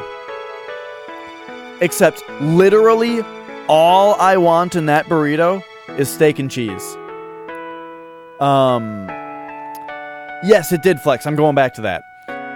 All I want is steak and cheese. I don't want any sauce in there. I don't want the rice in there. None of that shit. All I want is steak and cheese, and it's just fucking delicious, dude. Okay. Balam. A country on the world's smallest continent, known for its temperate climate and warm people. Balam Garden adds a school town feel to this country. Galbadia. Ruled under the military dictatorship of President Vinzer Delling, this country continues to expand its territory. Countless invasions of other countries are attempted, but most are deterred by Seed. Delling City is its capital. We've been to Delling City.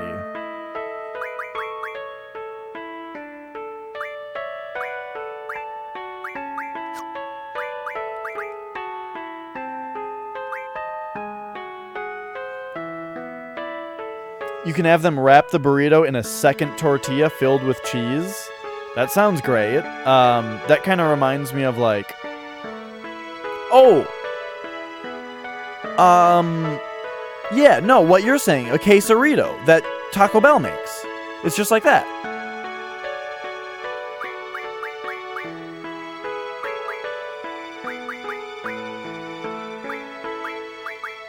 Timbermaniacs. A magazine representing the people's voice. It was popular among aspiring young journalists. Shut down after Galbadia deemed the publication dangerous. MD level.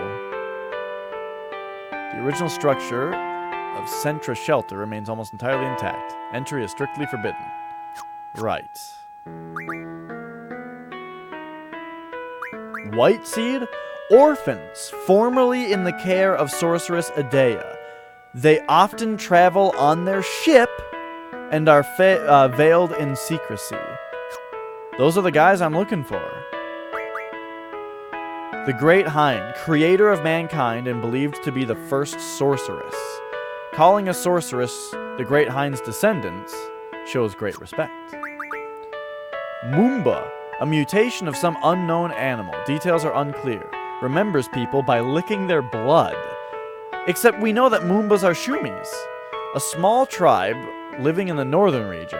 Basically gentle in temperament, they maintain a relaxed lifestyle. Shumis have big, long arms that change as they grow. The results vary depending on their environment. Chocobo. They live in the 7 chocobo forests around the world. Adults and children are called chocobos and chicobos, respectively. Chicobos are spotted often, whereas chocobos are rarely seen. Loved for their gentle nature, chocobos respond quickly to chocobos in danger. Mayor Dobe. A strict pacifist. Before coming to FH, used to be a scientist conducting energy research in Esler. So yeah, the white seeds are the people who we're looking for. On their ship. Veiled in secrecy.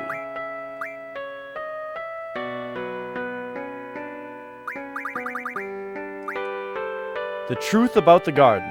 A haven for orphans founded by Sorceress Adea and Headmaster Sid. Named for their wish to raise the seeds of the future in their garden.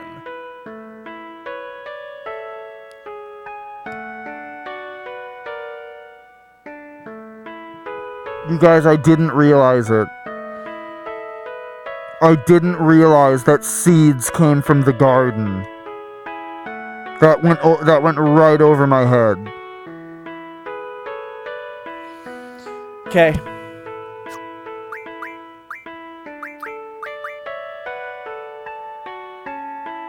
Odin items? A device to restrain sorceress power. Dr. Odin, afraid of Sorceress Adele's power, created it. It looks like beautiful jewelry.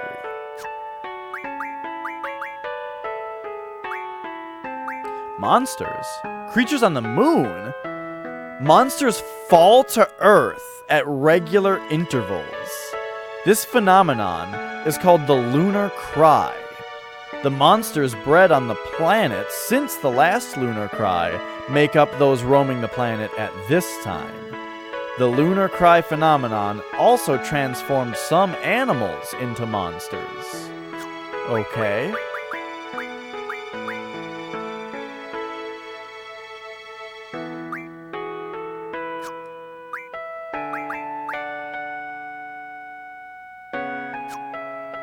I was gonna say, I remember moon monsters in 4.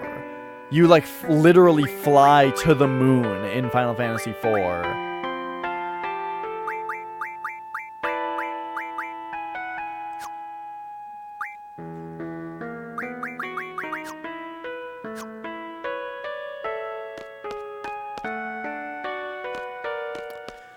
So the capital of Galbadia is Delling City. I went through Delling City today to try to, like, find the ship, but, I did not find anything good there.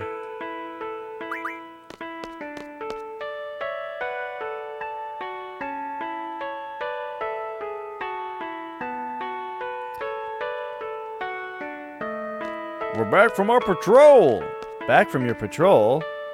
The next team isn't here yet? I think he overslept again.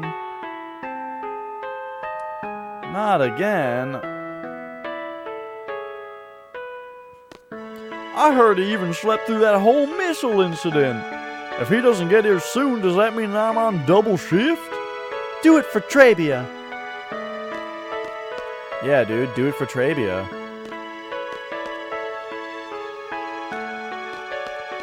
Who would be ready for round 2 of trivia?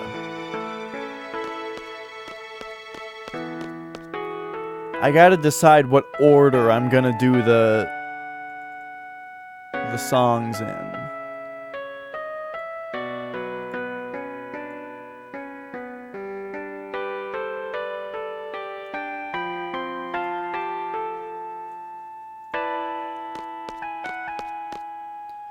Bum bada bum.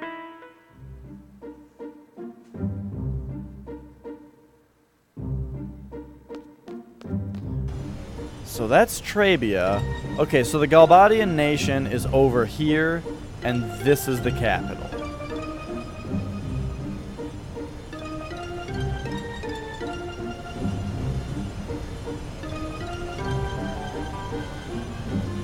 There's gotta be a clue somewhere, you know? Oh shit, what's this? Wait, what? Who's Nita? And the gauge is going berserk? I know I saw this thing earlier. But I don't know if I tried to actually, like, run. I think I tried to run into it and I couldn't.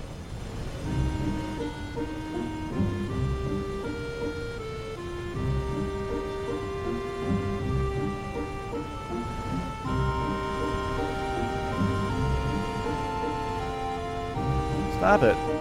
Stop it.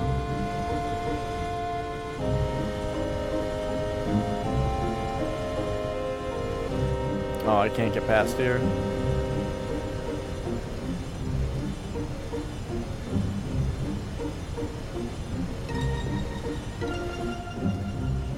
Unless I can run past it. No.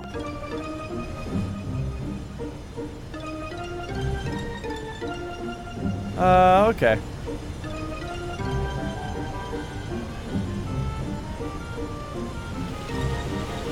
So I say, let's head back in the direction of Galbadia.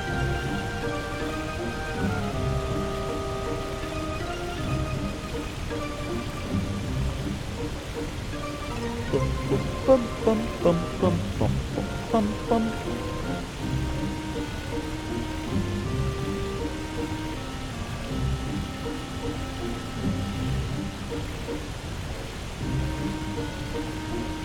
And maybe my sailing around, I mean, maybe I just sailed like too close to land the whole time and they'll actually be a little bit further out when I hugged around the whole wall.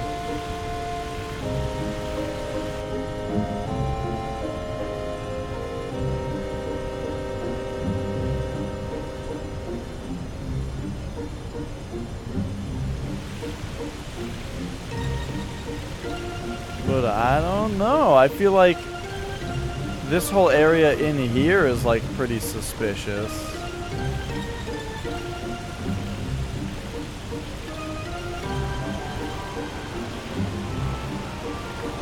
But it's nothing.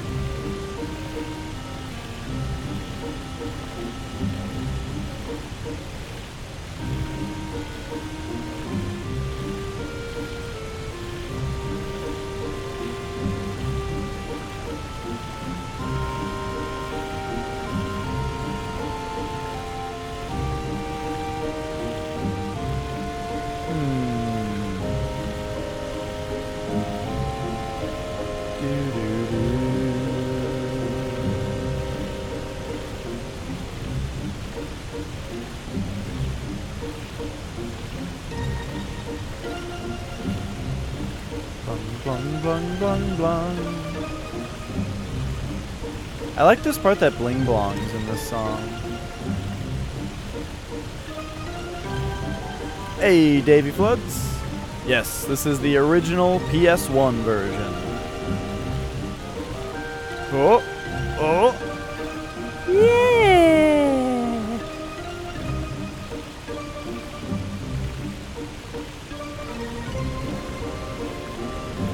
Ba ba ba ba ba.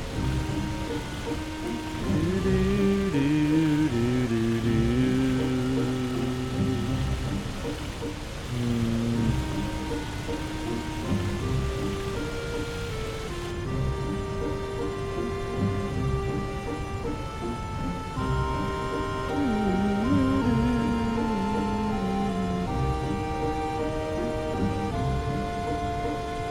So here's their capital city again.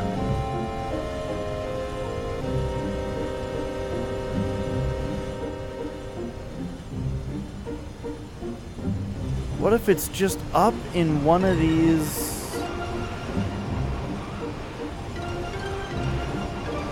One of these spots, you know?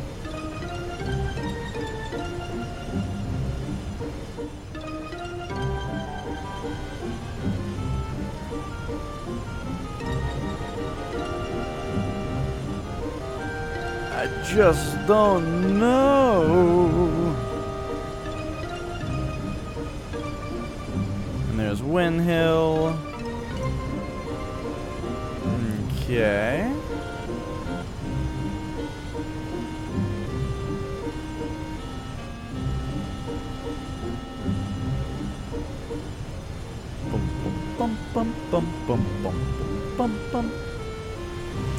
My favorite song in this game so far would have to be...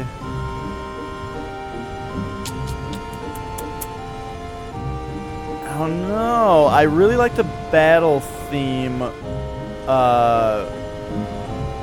Well, I really just like the battle theme. I like the battle theme when you're Laguna.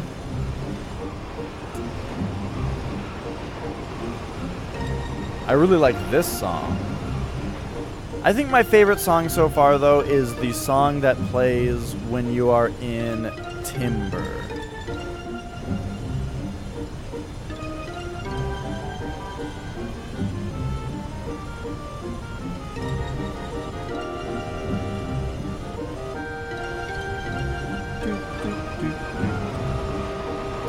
This here is the Balam Garden.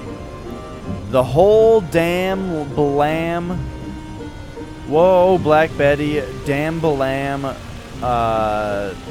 garden rose up from the ground, and we are now piloting it.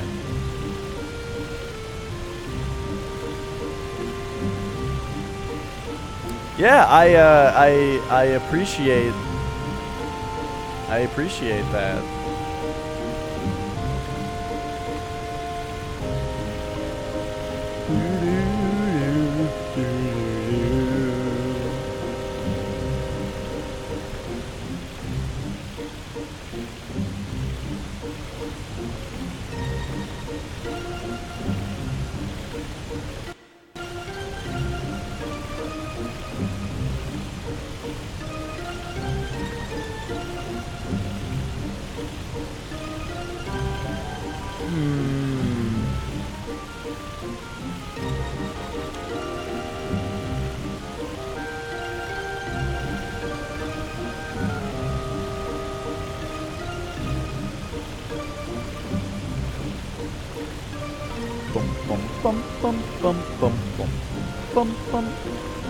What's this little thing here? Just a little pool of water right here.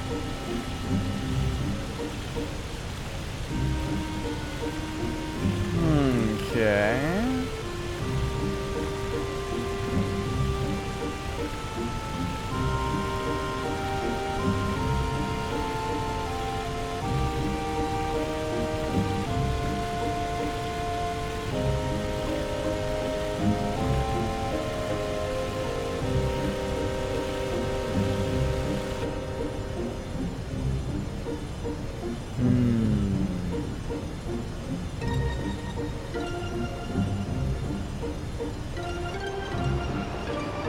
I am sort of at a loss. As always, not asking for help, just saying out loud. I'm sort of feeling, I'm starting to feel at a loss here.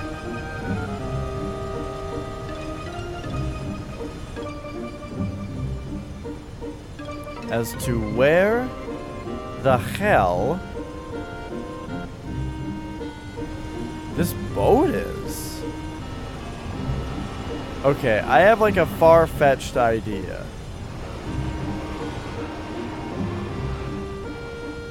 And I think we need to go back to Balam.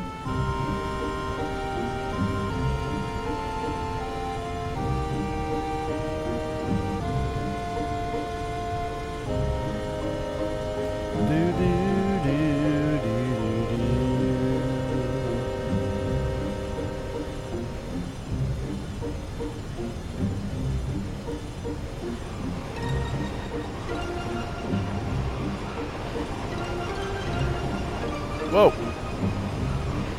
You know, I've noticed that this PS1 controller does not have a, like, the face buttons feel kind of weird.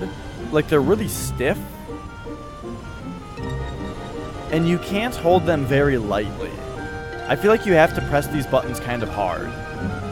And so I've noticed in the last few days that piloting this ship, having me sitting here holding square for like an hour, for actually several hours at a time, starts to hurt my thumb.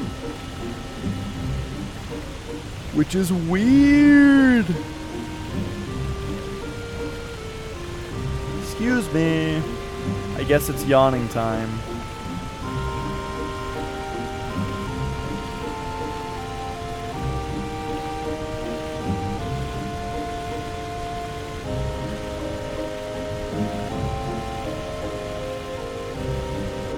So you can rent a car. I'm wondering if you can rent a boat.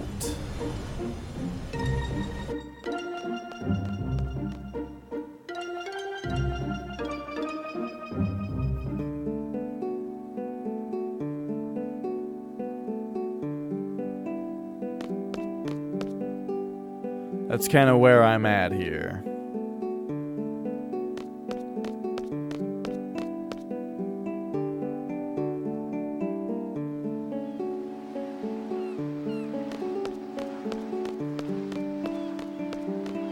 And if you can, I imagine it's back here.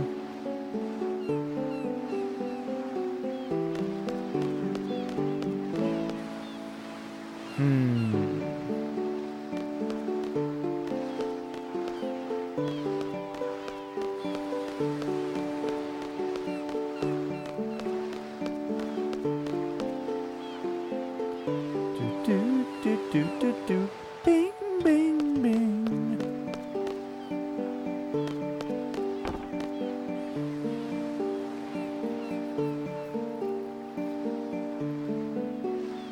All right. Is this the hotel? Yes, yes it is.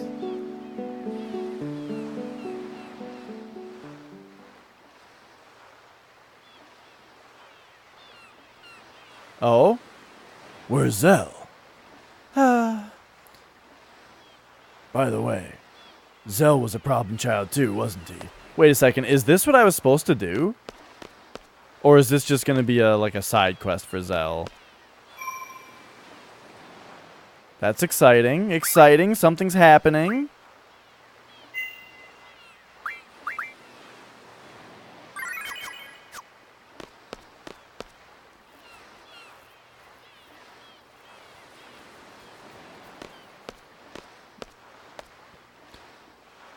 Wait, Squall, look at that. Zell, I really wanted you to read this. I'm glad I found you here. Huh? You can't hear what they're saying.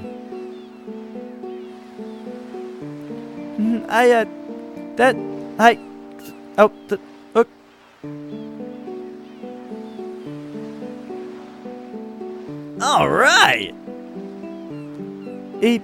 I'm L time and you eat book. Is okay, yeah, we get it.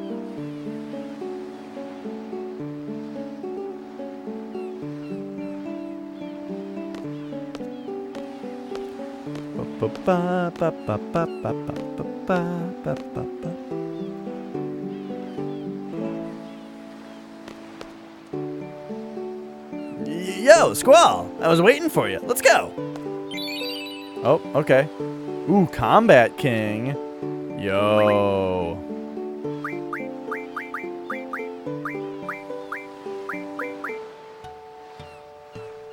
Ooh, that's a complicated one.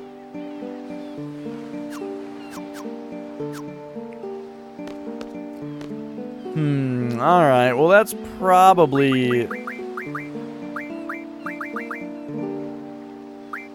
the whole thing, isn't it?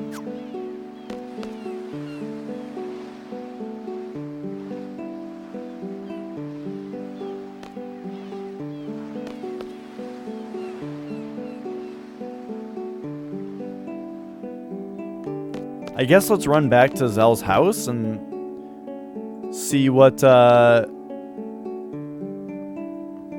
what his mom says. Welcome back, Zell. I hope you're alright. Okay. Yeah, that's not much. The all nines health? No. What is the deal with that? He's got HP plus 20%, HP plus 40%, and HP plus 80% abilities equipped. And also he has Kiraga. He has 100 Kiragas junctions to his HP. So he's got a lot of HP. Everybody actually has Kiraga junctioned. He's just the one that has all the HP plus stuff on. In fact, now that it's all 9s, I feel like I should instead switch the 20% one over to, like, Vitality. Because I'm sure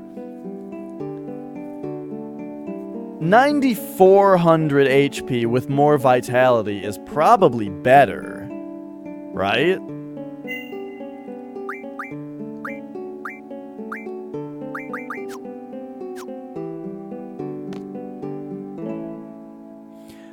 Because I had all those equipped before he was at all 9s. And then he got to all 9s, so now I should unequip one.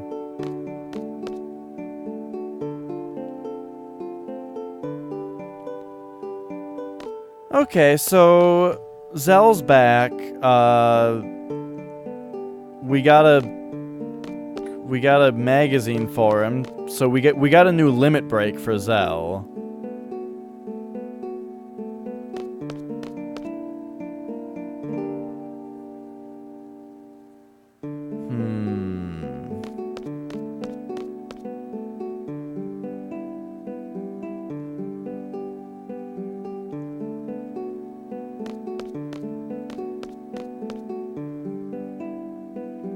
One thing that I'm finding kind of weird about this game, which might change over time, like, because I don't know what the story's gonna do, but I feel like the world in this game feels a lot smaller than 7's.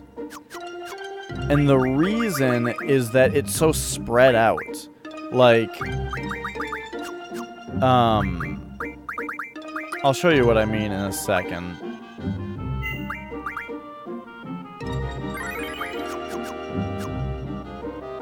Like, it just seems like there's so few places here. I guess it's probably about the same amount as in 7.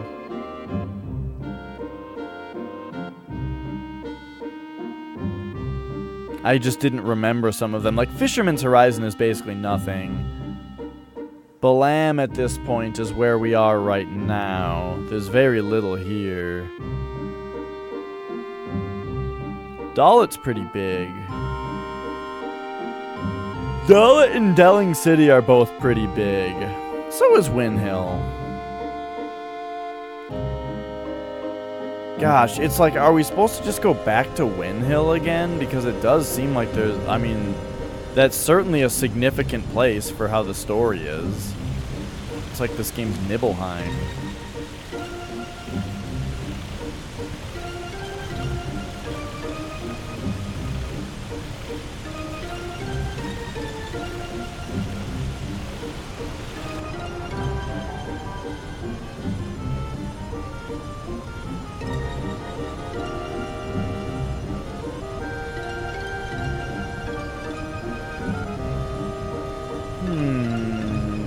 Okay.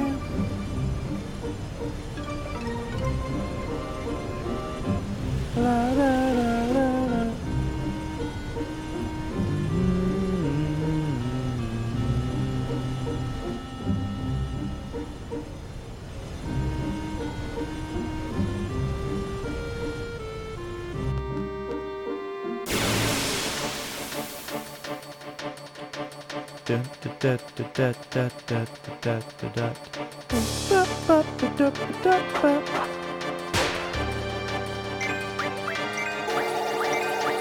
It's got a cow this time.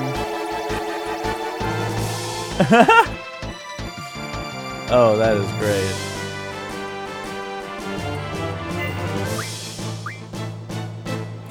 Oh yeah, I've played a couple games of Triple Triad, but not that much of it. Oh, excellent, great.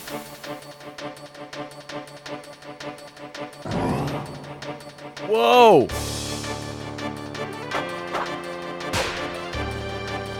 Oh, that seems like a great thing for Final Fantasy XIV. Because you play it with other players then? That sounds awesome.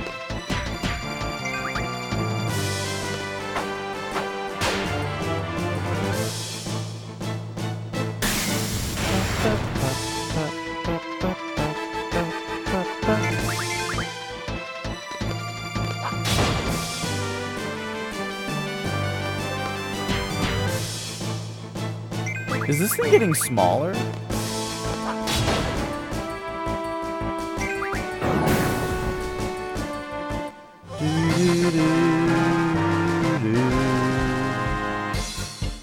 Oh yeah, I think I actually pointed that out earlier, Knives. That the background of the battle looks really good with the moving clouds.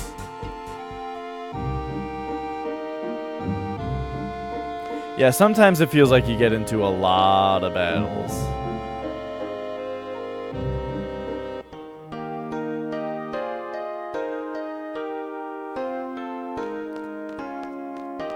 Okay, does anyone here have anything new to say? All we got last time was the ghost stuff. Like we did like the ghosty kind of side quest.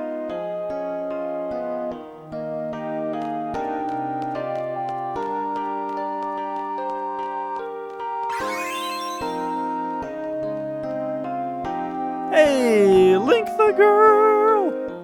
How you doing? Hello!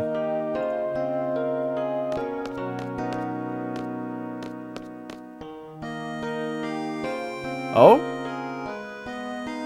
Oh, okay, I didn't see that before. Good, good. If you guys don't know, Link the Gur is actually working on new emotes for the channel. What? It's finally getting done. I'm finally doing it. Well, I finally found someone to do it. She's doing it.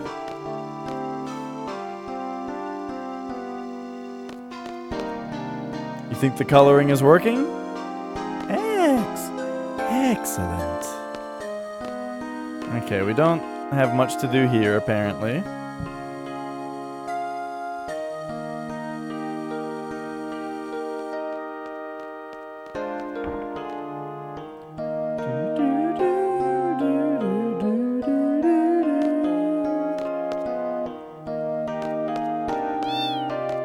This is the place that had the talking cat.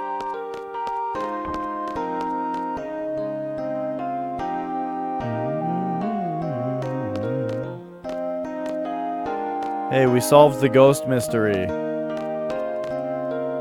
Did you see the flowers downstairs? I arrange them every day to keep the memories alive. Yeah, dude, we...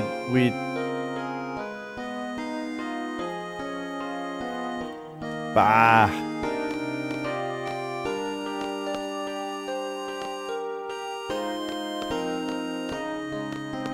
We've already done your stuff.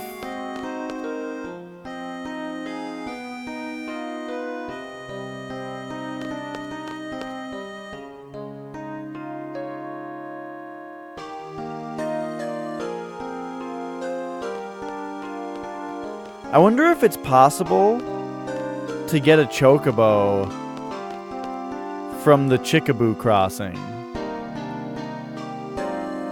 I'm gonna try.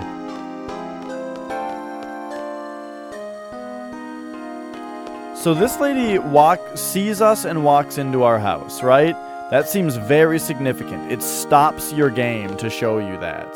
And then she says, "Flowers bloom over and over. I wonder if people do the same." And that's it.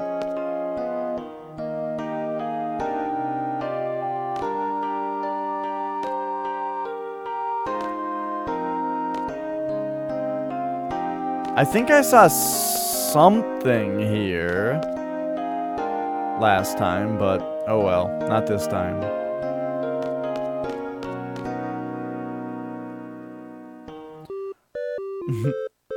Okay, so here's where the Chocobo Crossing is. Let's see if I can, like, catch this thing or something.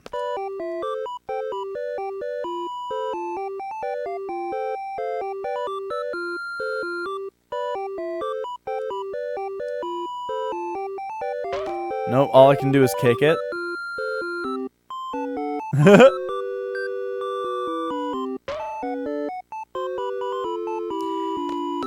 Do you guys remember the... Oh! Oh! Well, that was silly. Do you guys remember the cartoonist, the internet cartoonist, Legendary Frog?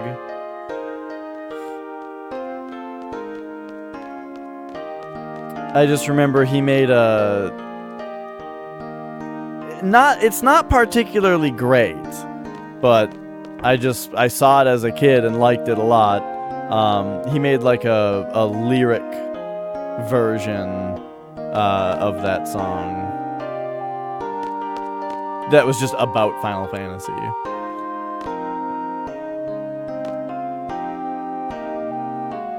I don't know, Zai. It seems like it only ran past when I started to leave, you know?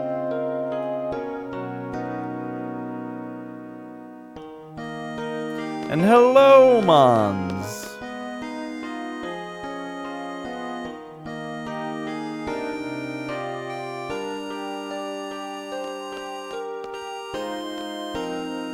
Maybe if I sleep at the hotel here, something will happen.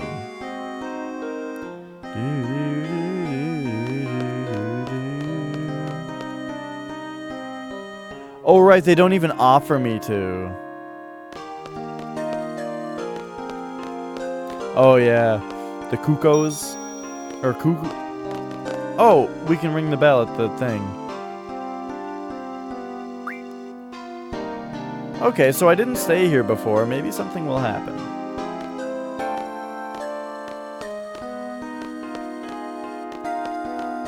Guess not. I am running around just mashing circle.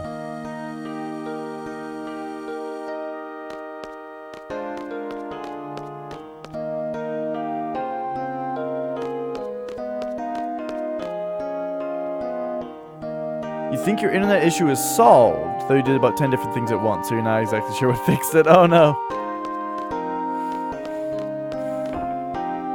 It's always good to hear, though.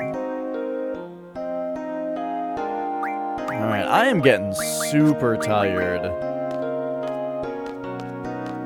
So I'm thinking of ending soon, which is a little early, but I'm getting super tired, and man, we have not found what to do in this game yet.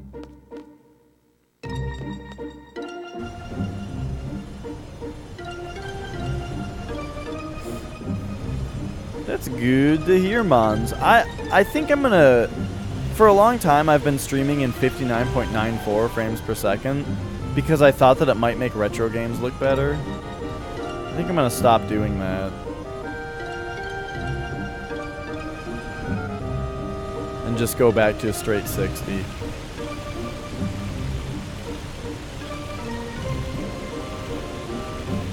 Do do do do do.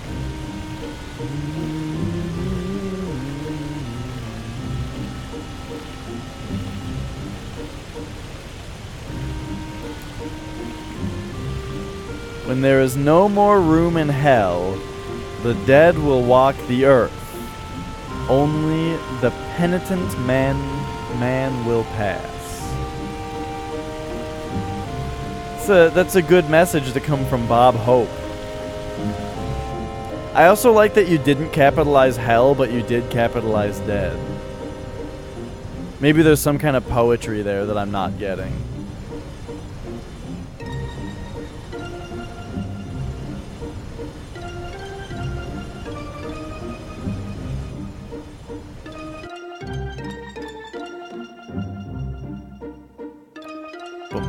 Bum bum bum bum bum bum bum bum.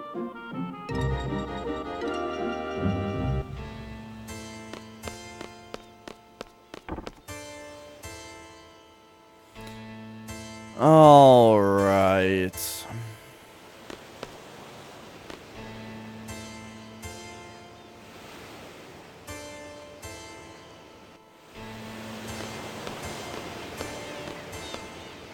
Here's these two jabronis again.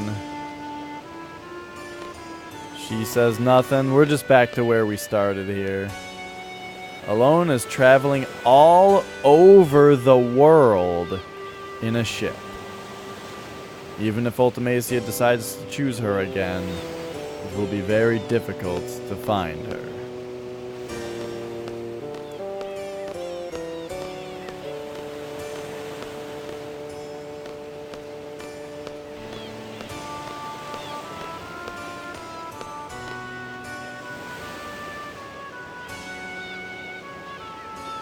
Well, shit.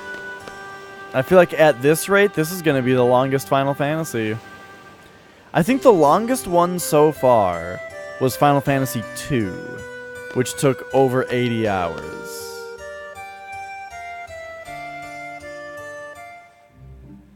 But at this rate, this one's going to take longer than that.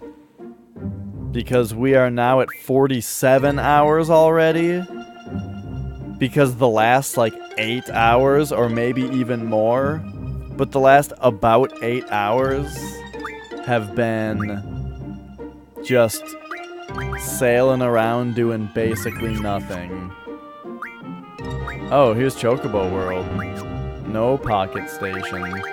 I need to look up if this Pocket Station ever actually came out in the US, because I don't remember it.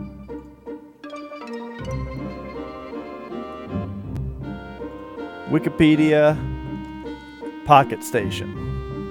It's a memory card peripheral by Sony Computer Entertainment for the PlayStation Home video game console. It released in Japan January 23rd, 1999, and it did not ever get an American release.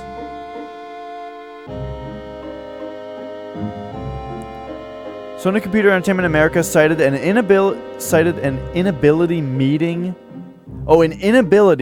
Japanese demand as the reason for the Pocket Station's absence.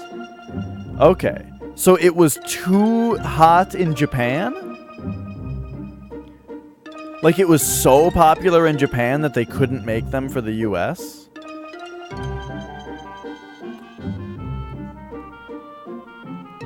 On November 5th, 2013, it was announced that the Pocket Station would be revived as an application for the Vita, allowing users to play Pocket Station format mini-games for any classic PlayStation games that they own. Originally, it was only available to Plus members, but it was later released to the general public. It remains an exclusive to the Japanese Vitas. Come on!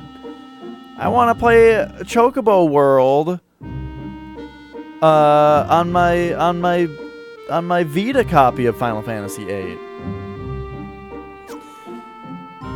Anyway, I think that's gonna do it for the show. I'm sorry that you just showed up, Mons. But, I think that's gonna do it for the show because...